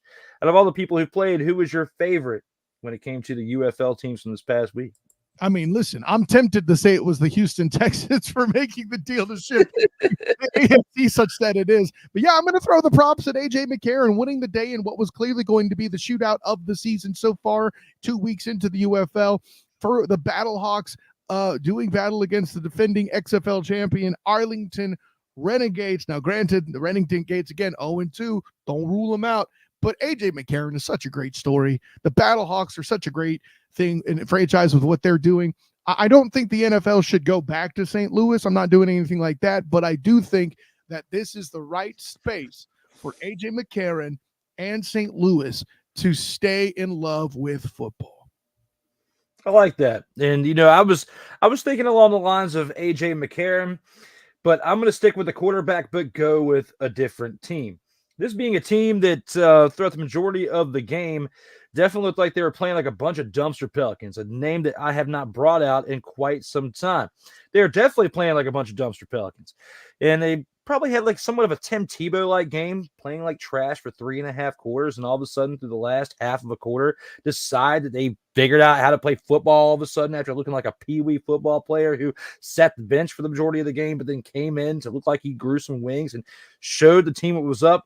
I'm going to have to go with Chase Garbers. Chase Garbers, the quarterback for the Brahmas, didn't quit in this past week when there were certain opportunities where he easily could have. He easily could have given up, but he didn't. And for what he did in this past week, 287 yards, 3 touchdowns. Yeah, he threw an interception, but rebounded. And along with 3 carries for 20 yards, was part of the equation that helped lead this team towards a victory after playing like trash for 3.5 quarters. So Kyle's got a pretty respectable pick in A.J. McCarron. I'm going with Chase Garbers. We have 2 quarterbacks we've selected for our dogs of the week. And stay tuned, you guys. We're going to take a quick commercial break, but when we come back, We've got to go through some featured attractions along with breaking down the preview for this upcoming weekend before we roll on out of here. We'll see you on the other side of this commercial break. Coming up next, the featured attractions. This is Total Football Talk. Comey Media Incorporated, creating content magic in the real world. Little right here.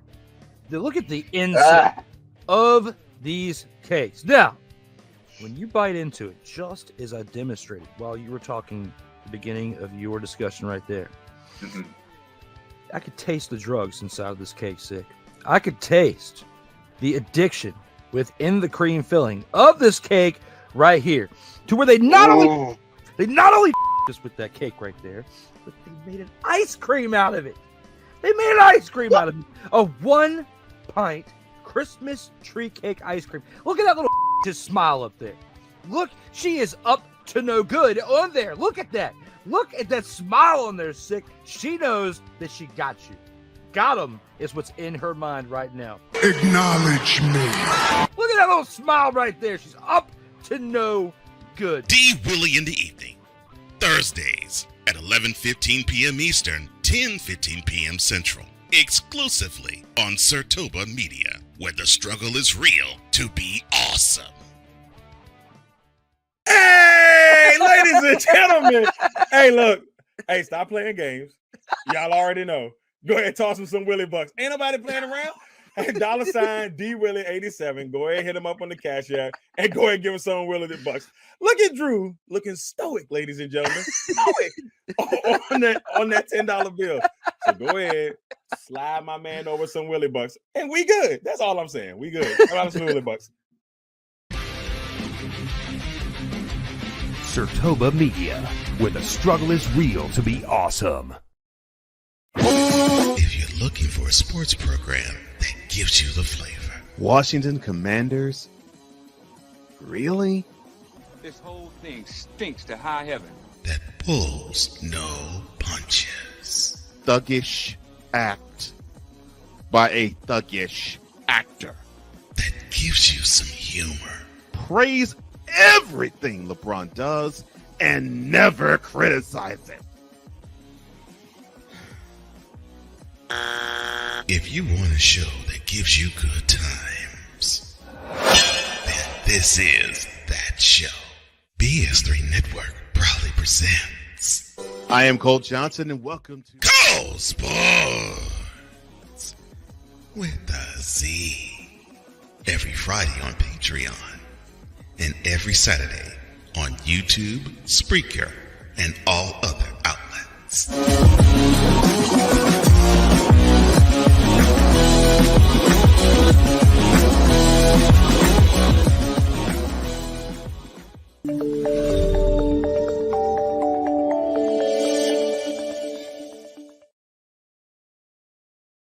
Welcome back to Total Football Talk, your source for hard-hitting gridiron action. I am back with the man, myth, and legend, Kyle Nash, as we have gone through several topics so far. And before we go any further, we're going to go ahead and take this into the featured attractions, talk about some 3 key topics for this episode.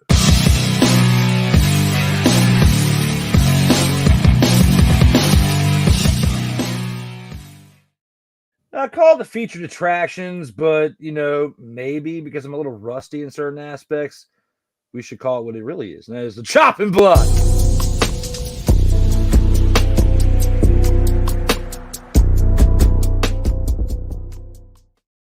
Cole, I miss you. Now back to the program. When it comes to this right here, we got 3 topics that we're going to talk about when it comes to the chopping block. And, for those of you who've been watching the program throughout the previous 8 months, when it comes to chopping block, we basically throw some things up there where basically it's kind of like being on the hot seat. It's probably the most comparison to it. And it can, basically looking at what you said earlier, Kyle, before we got too far into it when it comes to this guy right here, Merrill Hodge says drafting Drake May will get you fired. Should teams drafting within the top 5 consider Hodges' remarks ahead of this year's NFL draft? I mean, at the very least, if you saw Sam Howell and what happened to Eric Bieniemy, I mean, damn, like, how do you not at least consider this when an ACC quarterback is on the line, when he's gotten famous beating juggernauts like Boston College and Wake Forest? Yeah, there's a reason why that conference is collapsing before our very eyes, Drew Willingham. So yes, well, I know that Haji, as he's known and loved amongst the media landscape, it tends to, how you say, hyperbolize a bit. I'm not here to say he's going to get a dude fired, or at least not in year one. But yeah, somebody still needs to tell me why I need to be excited about Drake May, because I am not there yet. Yeah, I mean, there's definitely been some people who have been sliding down the board when it comes to that, but your shade on Sam Howell continues to evolve. It doesn't cease to amaze me how we finally get to a point, like I thought earlier in the episode. We were going to give these ACC quarterbacks a break. We're going to give Sam Howell a break. All of a sudden, right when I thought the dust had settled, after 95 minutes of being on the air, Kyle Nash finds a way to bring it back and rub it in my face.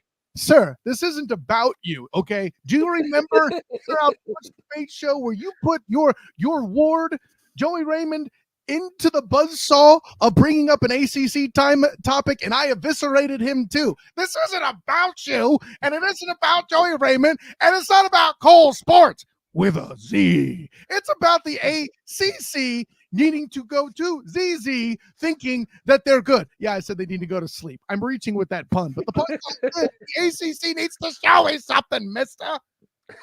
You like that? You like that?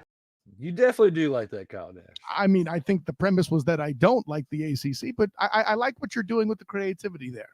No, I mean, like, you like that because it came out of your mouth. You spewed it, letting us know that the ACC absolutely sucks. What? In Kyle Nash's opinion, they absolutely suck. What? At some points, if you look at statistics, you can't really blame them, though. Yeah. Yeah. I hope when you draft your quarterback, whoever you are out there between all 32 teams, and those of you who decide this year is the year where you're going to make a selection at quarterback, I hope you feel like you got the right one, baby. Ready for Harry Rowan-Gartner, damn. Dropping dimes out here. Where's my Diet Pepsi? Huh? I'm glad that it was a total surprise, motherfucker. Oh, no, for sure. Even MJ's jumping a bit here this morning. Stop it. Get some help. Now, when it comes to the shenanigery, we gotta pause that.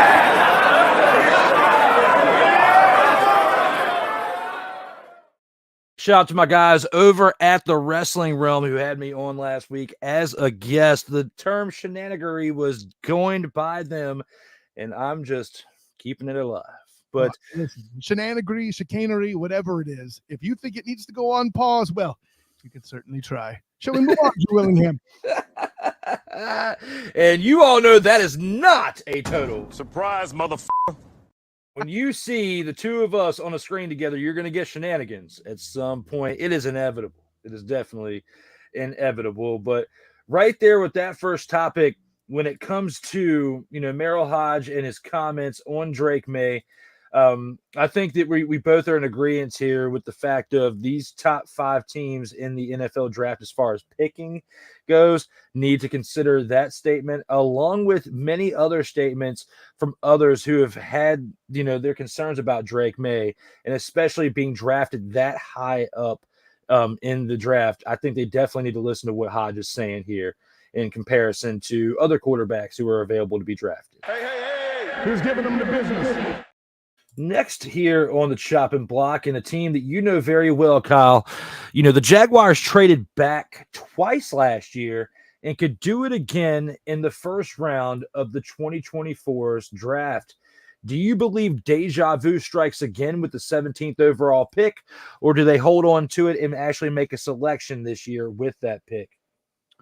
I mean, so there's two separate questions here. Whether they should, that's a conversation for the Duval Dive on Friday. Bing! Do I think that's on the table? I do. It's a Trent Baalke world, and they're just living in it, unfortunately. I also think that there's an opportunity or a scenario where the Jags might even trade up. I hope they do neither, and I will explain why or why not. Travis may have a different opinion when we talk about it on the Duval Dive. I'm not sure if it'll be this Friday or the Friday following, but the draft is coming, just like winter was in Game of Thrones, and at some point we will have to broach that topic. But Trent Baalke doing that would be a very Trent Baalke thing to do. Yeah, I'm not here to rule it out, but based on the information I have today, I'm not a fan. There's too many needs. And at this point now, granted, there's still plenty of time, let's say for a T. Higgins trade or something like that to happen. There's still too much time for a potential Brandon Ayuk, just to pick a few things out that might move the needle on that. But yeah, at this point, I can't say it's certainly on the board, so to speak, right? So what do you think is more likely to happen without going too far? And because I know you want to save some suspense for the Duval Dive, but do you think the team is more likely to trade back or trade up with that pick? I think it's back. Because if they put all their eggs in the basket, let's say to draft the corner in round 1, and there's a run on corners, which is on the table, or if they were trying to get a particular offensive tackle and there's a run on tackles, Mel Kiper in his third draft, mock draft, had that very thing happen where there was a run on tackles. So the Jags went corner. It's going to be down to the logistics of the day is what I'll say. Moving up, I think is like a less than 10% chance. It's got to be for the right guy. It's got to be for the right deal. It's got to be something that takes money off the table where you're at that point, you're talking about them trading, let's say, a Cam Robinson from the left tackle position, who's one of the highest guys on the salary cap. It's going to be a Christian Kirk, but would they get the value in a Christian Kirk trade? Granted, they would get a lot of money off the books there too. Frankly, I think that's off the table too. Kirk is too much of an intangibles guy on the offense. He's a leader with that group.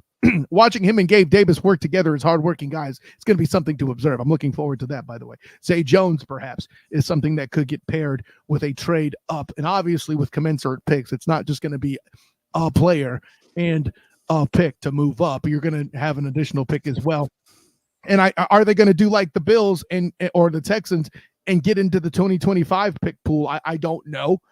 But those are about the only ways I could see them moving up. So yeah, I'd say it's a less than 10% chance they actually move up. But again, cannot take it off the board completely. Yeah, because like you said, they moved back twice last year, and they moved back twice last year to get Oklahoma tackle Anton Harrison. Do you think that move right there was worth it? And to kind of speak volumes towards what they should think about doing for this year, did that pay dividends enough to trade back twice last year for the guy they wanted all along?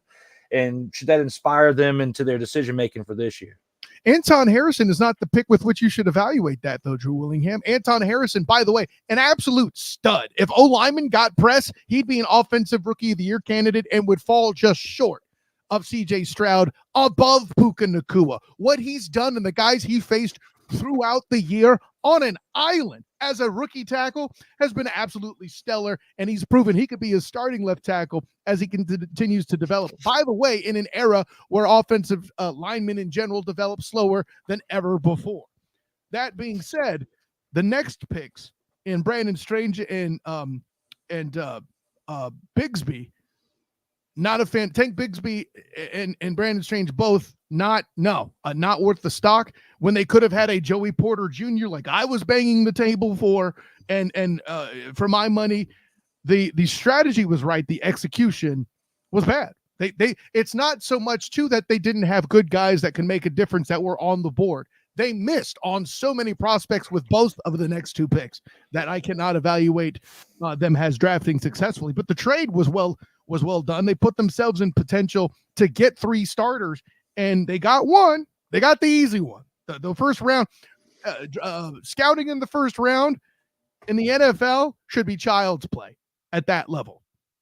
It's when you get down into the weeds that the Jags have been failing of late. I just think that with their success with that trade last year, it may motivate them, inspire them, whatever word you're looking for, to kind of repeat history this year.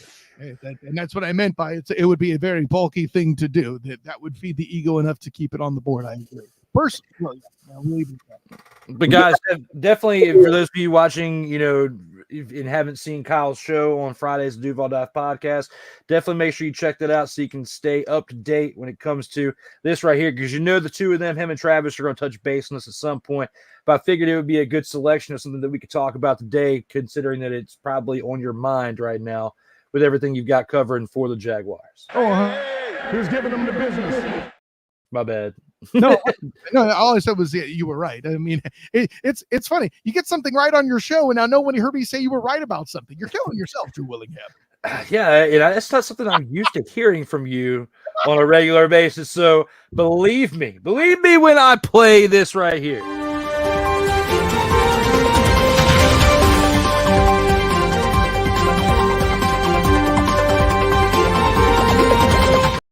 For Kyle Nash to say that I was right about something, it was a total surprise, motherfucker.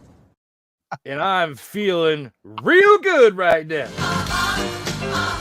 You got the right one, baby.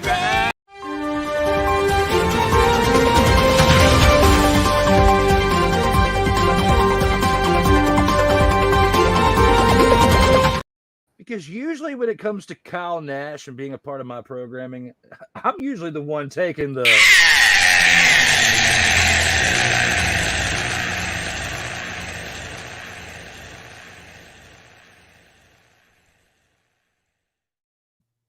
Facts, bro. I mean, listen, you can't spell pool horse or howl without L's. Anyways, so no, I'll put it this way. Cole Johnson got it no less than you did, my friend. I know. I saw it, but hey, at least you come guns a blazing, and that is why we have as much fun out here on these streams as we do. Hey. Who's giving them the business? So it looks like with our last topic that we got here on the chopping block, we go back to the UFL, and the UFL sets new attendance record at 40,317 to watch the St. Louis Battlehawks versus the Arlington Renegades. Should the NFL seriously consider bringing an expansion team back to the Lou? No, I don't think so. That's been a failed experiment a couple times, and you know, such that it is. Let's just put it this way: there are other fertile plains worth testing ahead of going back to somewhere. Is kind of my attitude. Like, for one, let's play with a fourth NFL team in Florida first. He said biasly. Of course, that won't happen. I'm being silly. You know, there are other untapped areas that I think the NFL should be looking at. You know, and I'm not going, oh, they should put a team in Europe. We're not there yet. There's still some supersonic jet technology that needs to be put into the mainstream, which is coming in the next, 7 or 8 years. So maybe that'll be the answer.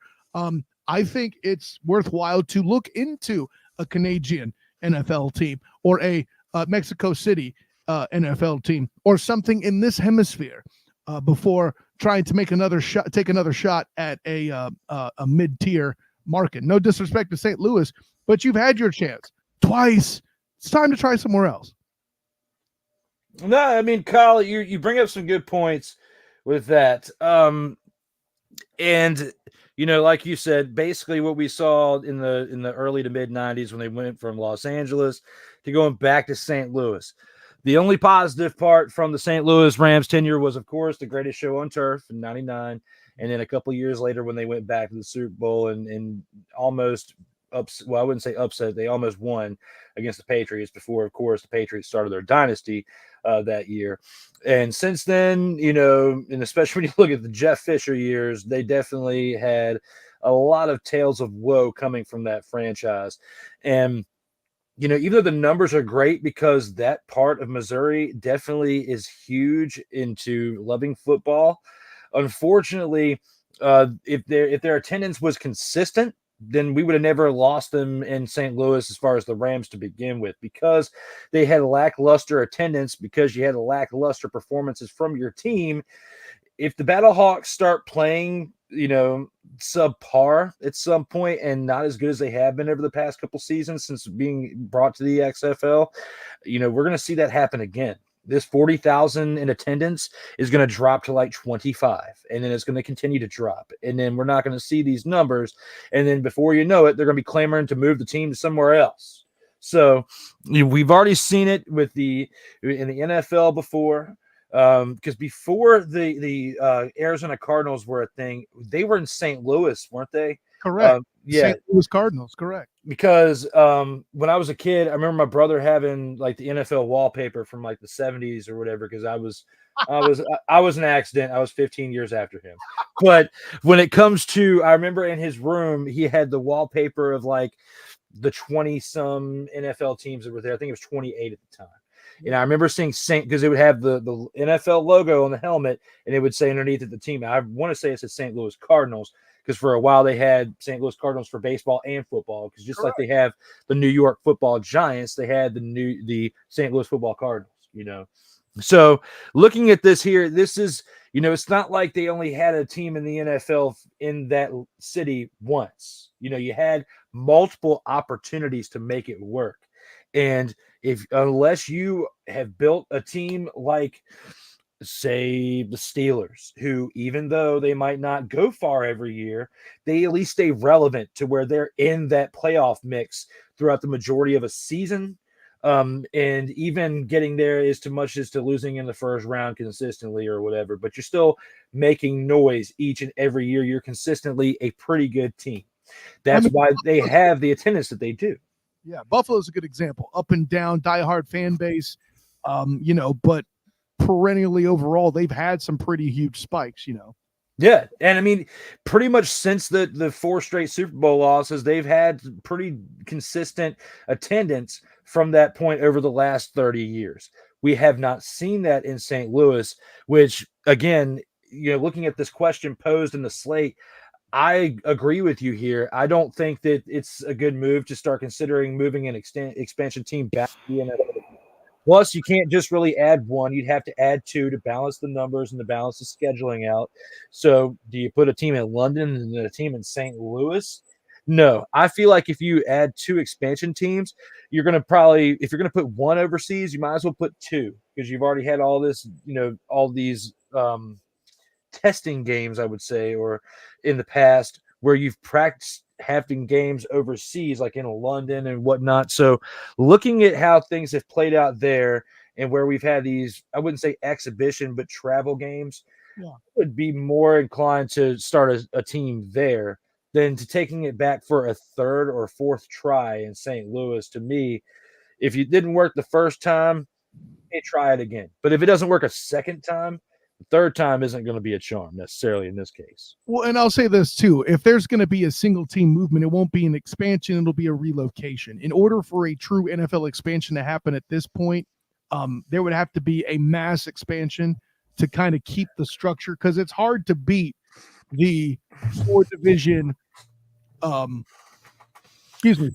8-division format for the 32 that's there. Any other number without going to something substantial. I used to have the math on this straight. I think it's like 40 would be where you have 5 divisions a conference, and that's kind of a way you could fake through it. But the punchline being, like, you don't want to create a scenario where you have 33 teams and there's an odd team in a conference.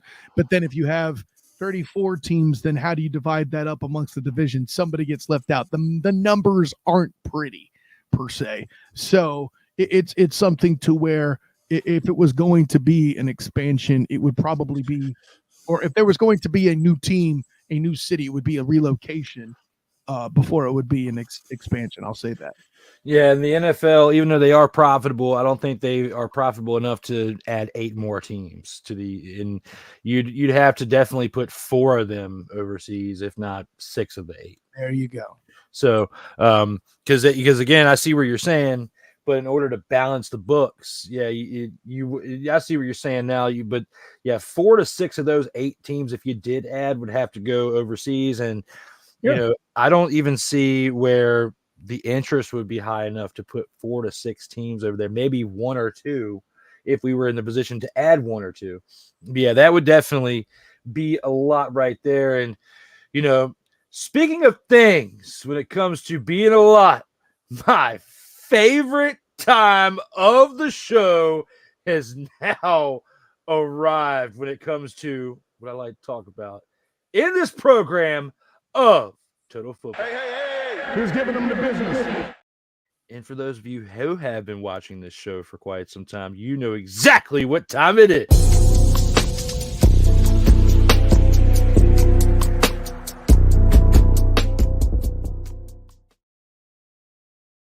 Total Football Talk.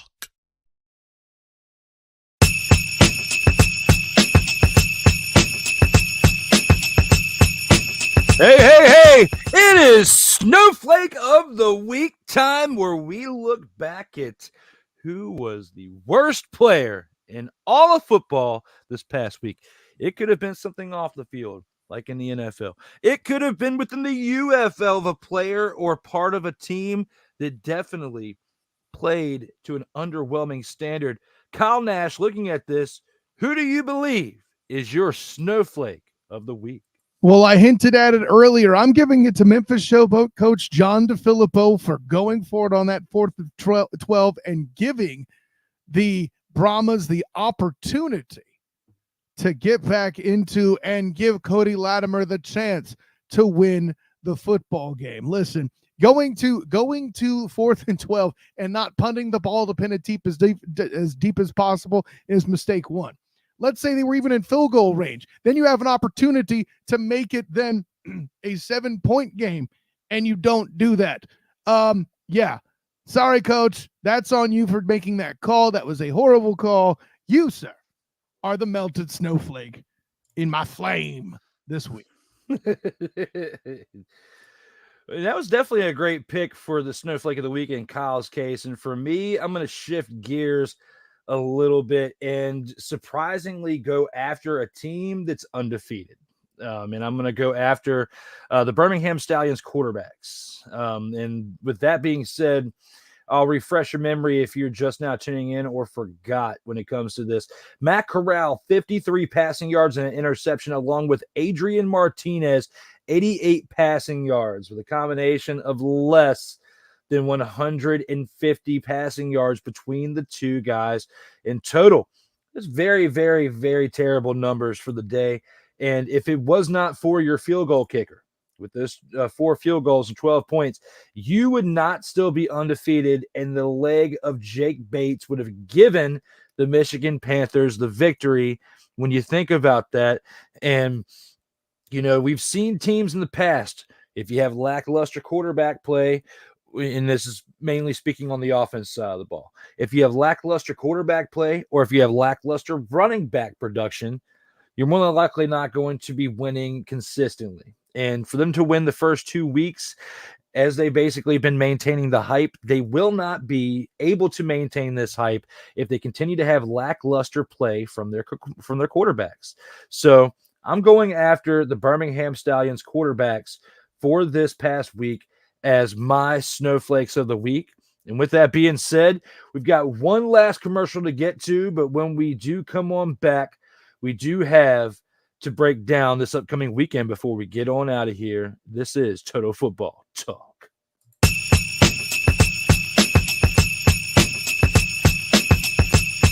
The 2-minute drill is next. This is Total Football Talk. Hey, Eagles fan.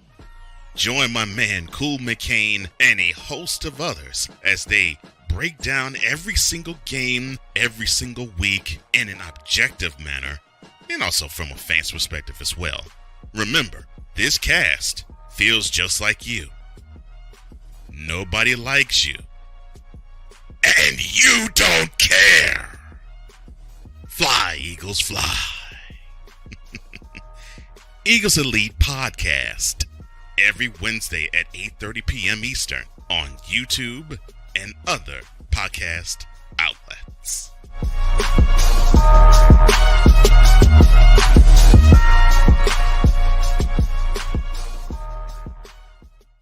Oh, yes. The tradition, the pageantry, the spectacle, the history, the Wait. I gotta rep my brother's stuff right. All my DMV soldiers, stand up! And welcome to the Commander's Gridiron Report. You want your commanders to be repped right? Well, D. Willie is your man. Commander's Gridiron Report. Every Monday at 3:05 p.m. Eastern, 2:05 p.m. Central. Exclusively on the Sertoba Media YouTube channel. Music by J. Cool. Where my soldiers, right side, commanders. Where my soldiers, left side. Join the transporter to Hades. Your butt and gut becomes one. Join the reformer of hooker whores. This is my daughter, Placenta Booty Johnson. Join the bronze guard. Whenever you are in distress, take off your baseball cap and throw it in the air. Join your very own superhero of broadcasting, Chris Bass. So whatever color crayon they get, they palm it and do 2 circles, and that translates to, I can beat up black people. As she takes you through the week's paces in Baseline. Live every Saturday at 8 a.m. Eastern, 7 a.m. Central, Pacific Time Zone people, just stay asleep when this is on live and just catch the recording. Oh, I'm sorry. Exclusively on the Chris Bass YouTube channel.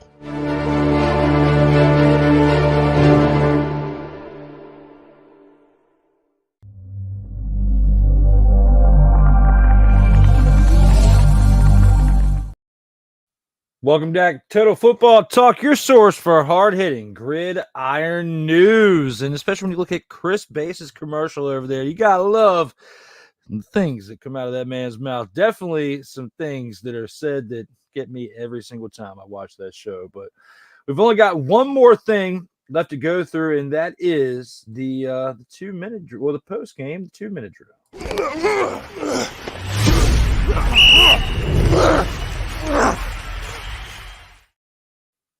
And, we've definitely given you our breakdown of what happened last week. We're going to give you a quick preview, and quote-unquote quick, because we've already said enough on these teams. But when you look at the first game for this upcoming weekend on Saturday at 1 o'clock on ESPN, it's a rematch of the XFL championship from last year as DC Defenders take on the Arlington Renegades. DC Defenders 1-1. Going on against the Arlington Renegades, who are 0-2. Kyle, do you believe the Renegades can snap their winless streak this year and basically tie it up with the record between both teams at 1-2? Please cue up Bishop Bullwinkle. Hell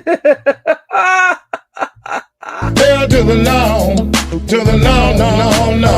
Hell no, to the no. Whoever scheduled the Arlington Renegades the first 3 weeks should be fired for cruelty. AB. This is a team that's more balanced, more talented. I'm not going to go so far as better coached, but it's a good coaching matchup there for sure. And oh, by the way, vengeance is on the table. The only one thing citing the Renegades is that the beer snake is not in effect, and it won't be enough. I see the Defenders constricting the Renegades to send them to 0-3, where I still am not prepared to rule them out for the postseason.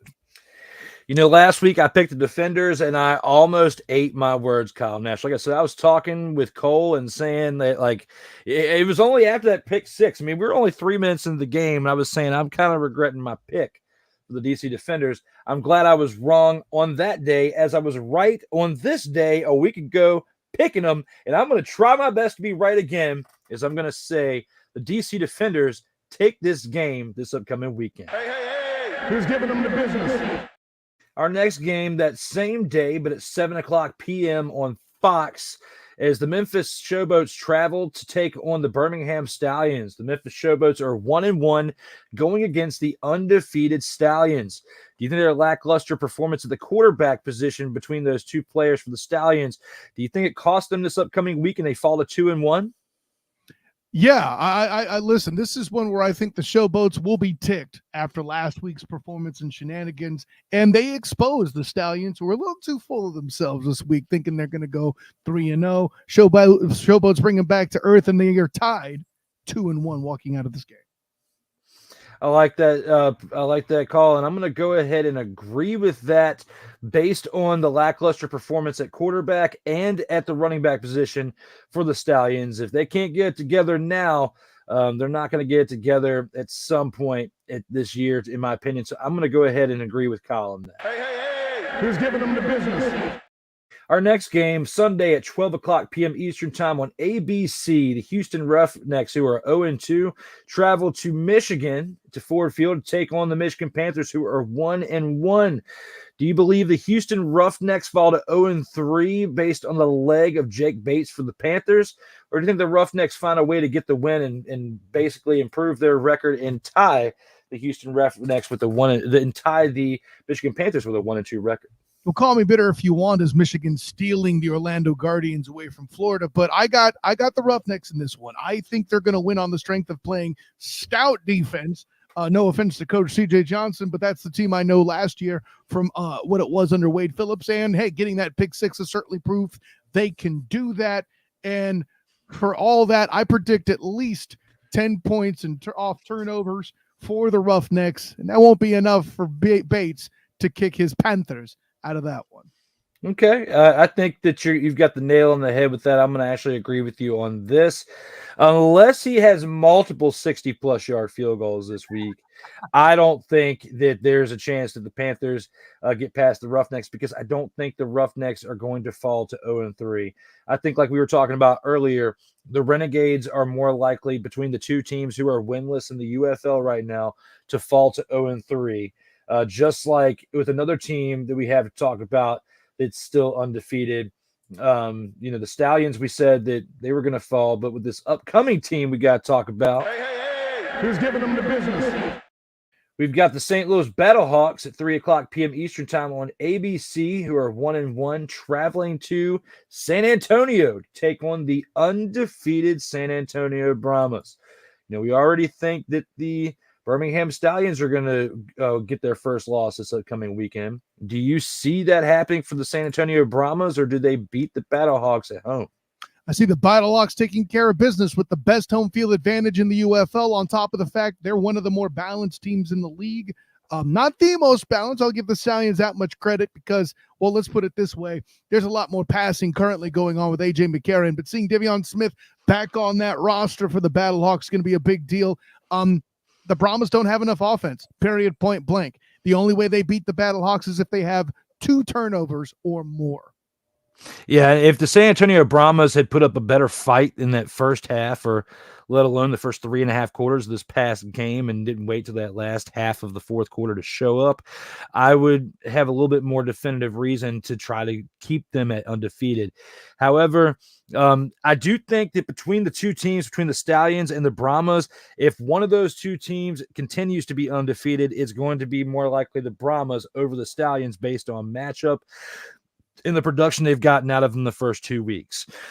Defense-wise, Stallions are better, but overall team, the Brahmas, as far as balance between offense and defense, it got a little bit more balance because they're getting way better play out of Chase Garbers at quarterback than what the Stallions are getting with their 2 quarterbacks combined on offense. So, but looking back on what you said and looking at the Battlehawks team, it was what we've been saying throughout this episode and throughout several weeks now since the UFL is getting ready. They're the most balanced team out of every team in the UFL on both sides, and especially on offense where they've got a running game and a passing game, because this is the only team throughout the entire UFL for the past 2 weeks that's had a consistent running game.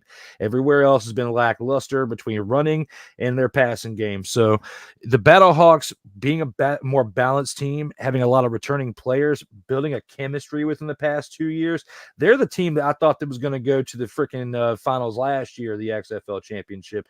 I was surprised the DC Defenders went, to be honest, even though they were playing well all year. I would thought they would have been the Battlehawks over the DC Defenders, but I'm going to digress when it comes to that.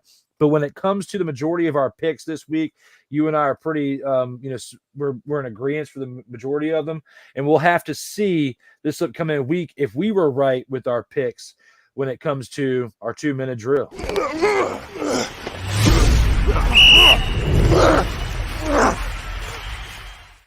I think we unanimously agreed there, Drew. That's fun.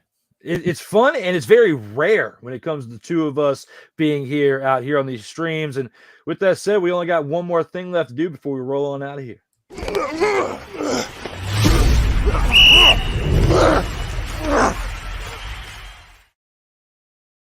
Total Football Talk. As long as it's one. Oh, it's great. I love it. I hope it actually is recording. Listening to it. Well, before we get on out of here and go through our last part with the closing thoughts, it looks like we got a few comments here. Mickey says, I guess there is no UFL team in Seattle. Mick, we're going to have to give you a suggestion to turn on your TV and flip it to Sports Center and get caught up on the latest and greatest in sports news, because, yes, they had the Seattle Sea Dragons last year for the XFL, but when the merger happened between the USFL and the XFL, some teams had to get cut, and unfortunately, the Seattle team was part of that. We've got a new commenter here on YouTube, Will B. Well, what's up there, Will B? He said Bishop Bullwinkle. Yes, Kyle Nash called for this, and he'll get it again. Hell to the no, to the no, no, no, no. Hell no, to the no, no. The question to you there, Will, was that a total surprise, motherfucker? And if it was, oh my brother, testify. There it is. Testify if it was or not. And of course, then we got Mick stalking the prey out there in the comments with asking him how he is, followed up by here comes a friend request from Mickey very, very soon. And Mick says, I just read it. Well, he just read it. Now you know. Now you know what is up with your Seattle Dragons team there, Mick. But here in the closing thoughts, Kyle, between everything we've discussed here on this episode, everything in the UFL, the NFL, football, just life in general, what are your thoughts when it comes to your closing thoughts here on episode 32? So I was going through wondering how on earth I could tie this concept to football so I can bring it here to TFT and also pimp my action there on the Student of the Game podcast. Bing! By the way, Wednesdays at 9 p.m. Eastern here on this YouTube channel. Anyways, and I thought about it and I got to this. Do you remember, Drew Willingham, when your guy Caleb Williams was allegedly campaigning to get percentage of ownership as part of being drafted? I don't think that was ever actually real, and it was dismissed outright as asinine, and rightly so. However, there is an athlete out there who should demand that very deal. Well, whom could that be? That's a great question. We're leaving the realm of football for the correct answer. And matter of fact, the Indiana Fever should give a percentage of ownership to Caitlin Clark in the event of her drafting. Because listen, you're competing with the big three, and Ice Cube out there offering $5 million in the form of a Black Dr. Evil to try to take over that asset.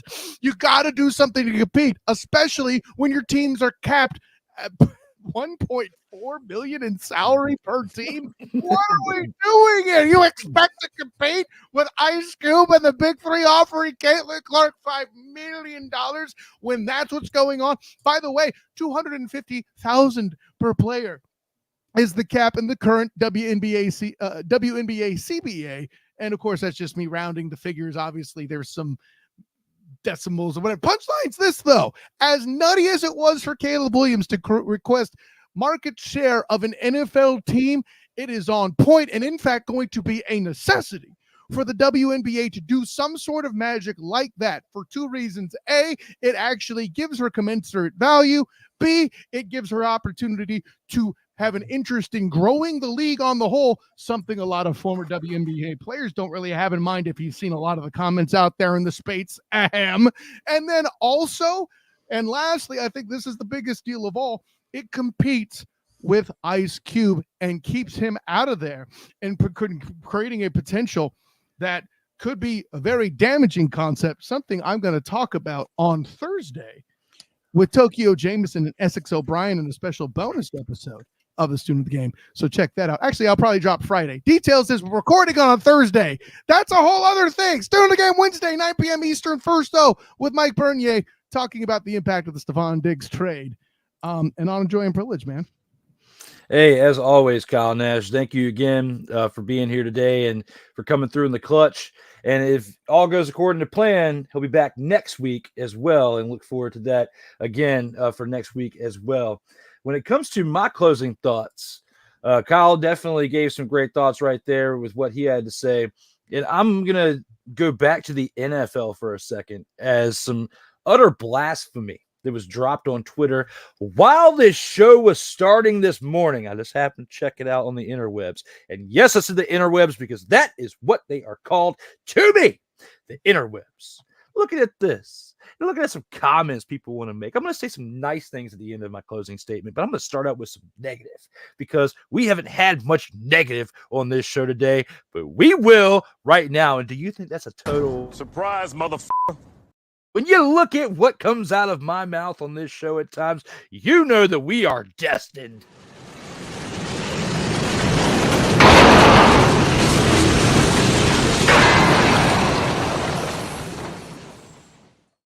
And the reason why we have been destined to go off the rails at this moment is because a player from the Miami Dolphins has opened his trap. He has opened his trap to say the following this morning. And you know what? Let me dust something off that my man Cole Johnson has been ever so nice to bestow upon me. Quote. When it comes to quote, Dolphins offensive tackle Terron Armstead says Miami has everything they need to win the AFC East in 2024. Close quote. Looking at this team last year you had everything you needed to win the AFC East. But you couldn't get it done. And you know why? Because you're the offensive tackle. You block. Yes, you are a very important part of the team. But the rest of your team on offense was spending too much time playing video game with their stats and how they produced on the field that their positive play didn't render into positive results by progressing towards a playoff run in the postseason. So you have the audacity in April, on April 9th of all days in the year, on April 9th, we're not at August 9th where we're really close to the season after you've seen some practice, some OTAs, some mini camps, a little bit of preseason action to determine if you are going to be that team or not. No, we're at April. We're on April 9th. And you have the audacity to open your mouth on April 9th. It could have been April 8th. It could have been to the dinner April 7th for all I care. And the guy's just now reporting it. But you said it right now. On April 9th, it is reported that an offensive tackle, Mr. Terron Armstead, sticking his foot in his mouth and saying, oh, we have all we need to win this year in the 2024 AFC East. Congratulations on April 9th. Congratulations that you think you have what it takes. Unfortunately, you didn't have what it takes last year when you had Tyreek Hill, the Cheetah, and other weapons around your offense to get over that hump and make some real noise and get far last year, did you? No, because you were too busy playing video games. My advice to you, Mr. Armstead, is to keep your foot out of your mouth because you are not doing a good job by helping your chances out here in these streets. Hey. Who's giving them the business? The second part of this before we have to get on out of here is I want to thank all of you, whether you're watching between Twitter, Twitch, YouTube, or even on LinkedIn for a surprise today. I know those of you who are watching on LinkedIn right now are like, this is a total Surprise, motherfucker. because it's been a while. But the first and most important part of this is really thank you all because you could be spending your time doing something else, watching something else out here on these streams, but instead you're watching this live right now or you're watching it syndicated. And I couldn't have done this without my man Kyle Nash, who every time we get up on here, we have magic to throw down and have fun. And out of all the people that I bring out of here, if I were to have a top 5 of people that I'd want to perform with out here on these streams, Kyle Nash is in that top 5 each and every time. And I appreciate him for taking his time to be here when he could have been somewhere else as well. And it looks like we do have one comment throughout this past set of things that we went through. And it looks like Sick Diggy told Mickey to get the table, in response to some wrestling from this past week. And it could have been from seeing this right here. Oh, my brother, testify. Oh! Yeah. Yeah. It's time for me to cool off a little bit. It's time for Kyle Nash and I to get on through about our day. But before we get on out of here, Kyle, was there anything else you wanted to say to the TFT tribe before we rolled on out of here? I mean, your senseless attack of an offensive lineman will have to go unnoticed for now. I got a hard stop here at 11:30. And, for a guy being confident in his team, you're going to go to work on him. But, okay, sure, you do the thing, Drew Willingham. That being said, it's always fun to make fun of cocky Dolphins people. I can't blame you there. Hey, I had to end this on definitely. I mean, we have high notes throughout the show, but I had to end it with some entertainment. That's all we can do. We can only do our best out here. But, again, thank you, as always, to all of you tuning in. Thank you again to Kyle for coming through in the clutch. It is time for one awesome outro. But if you could, and if you haven't yet, please like, share, and subscribe to content between Sartoba Media and Comey Media. As always, stay safe out here in these streets.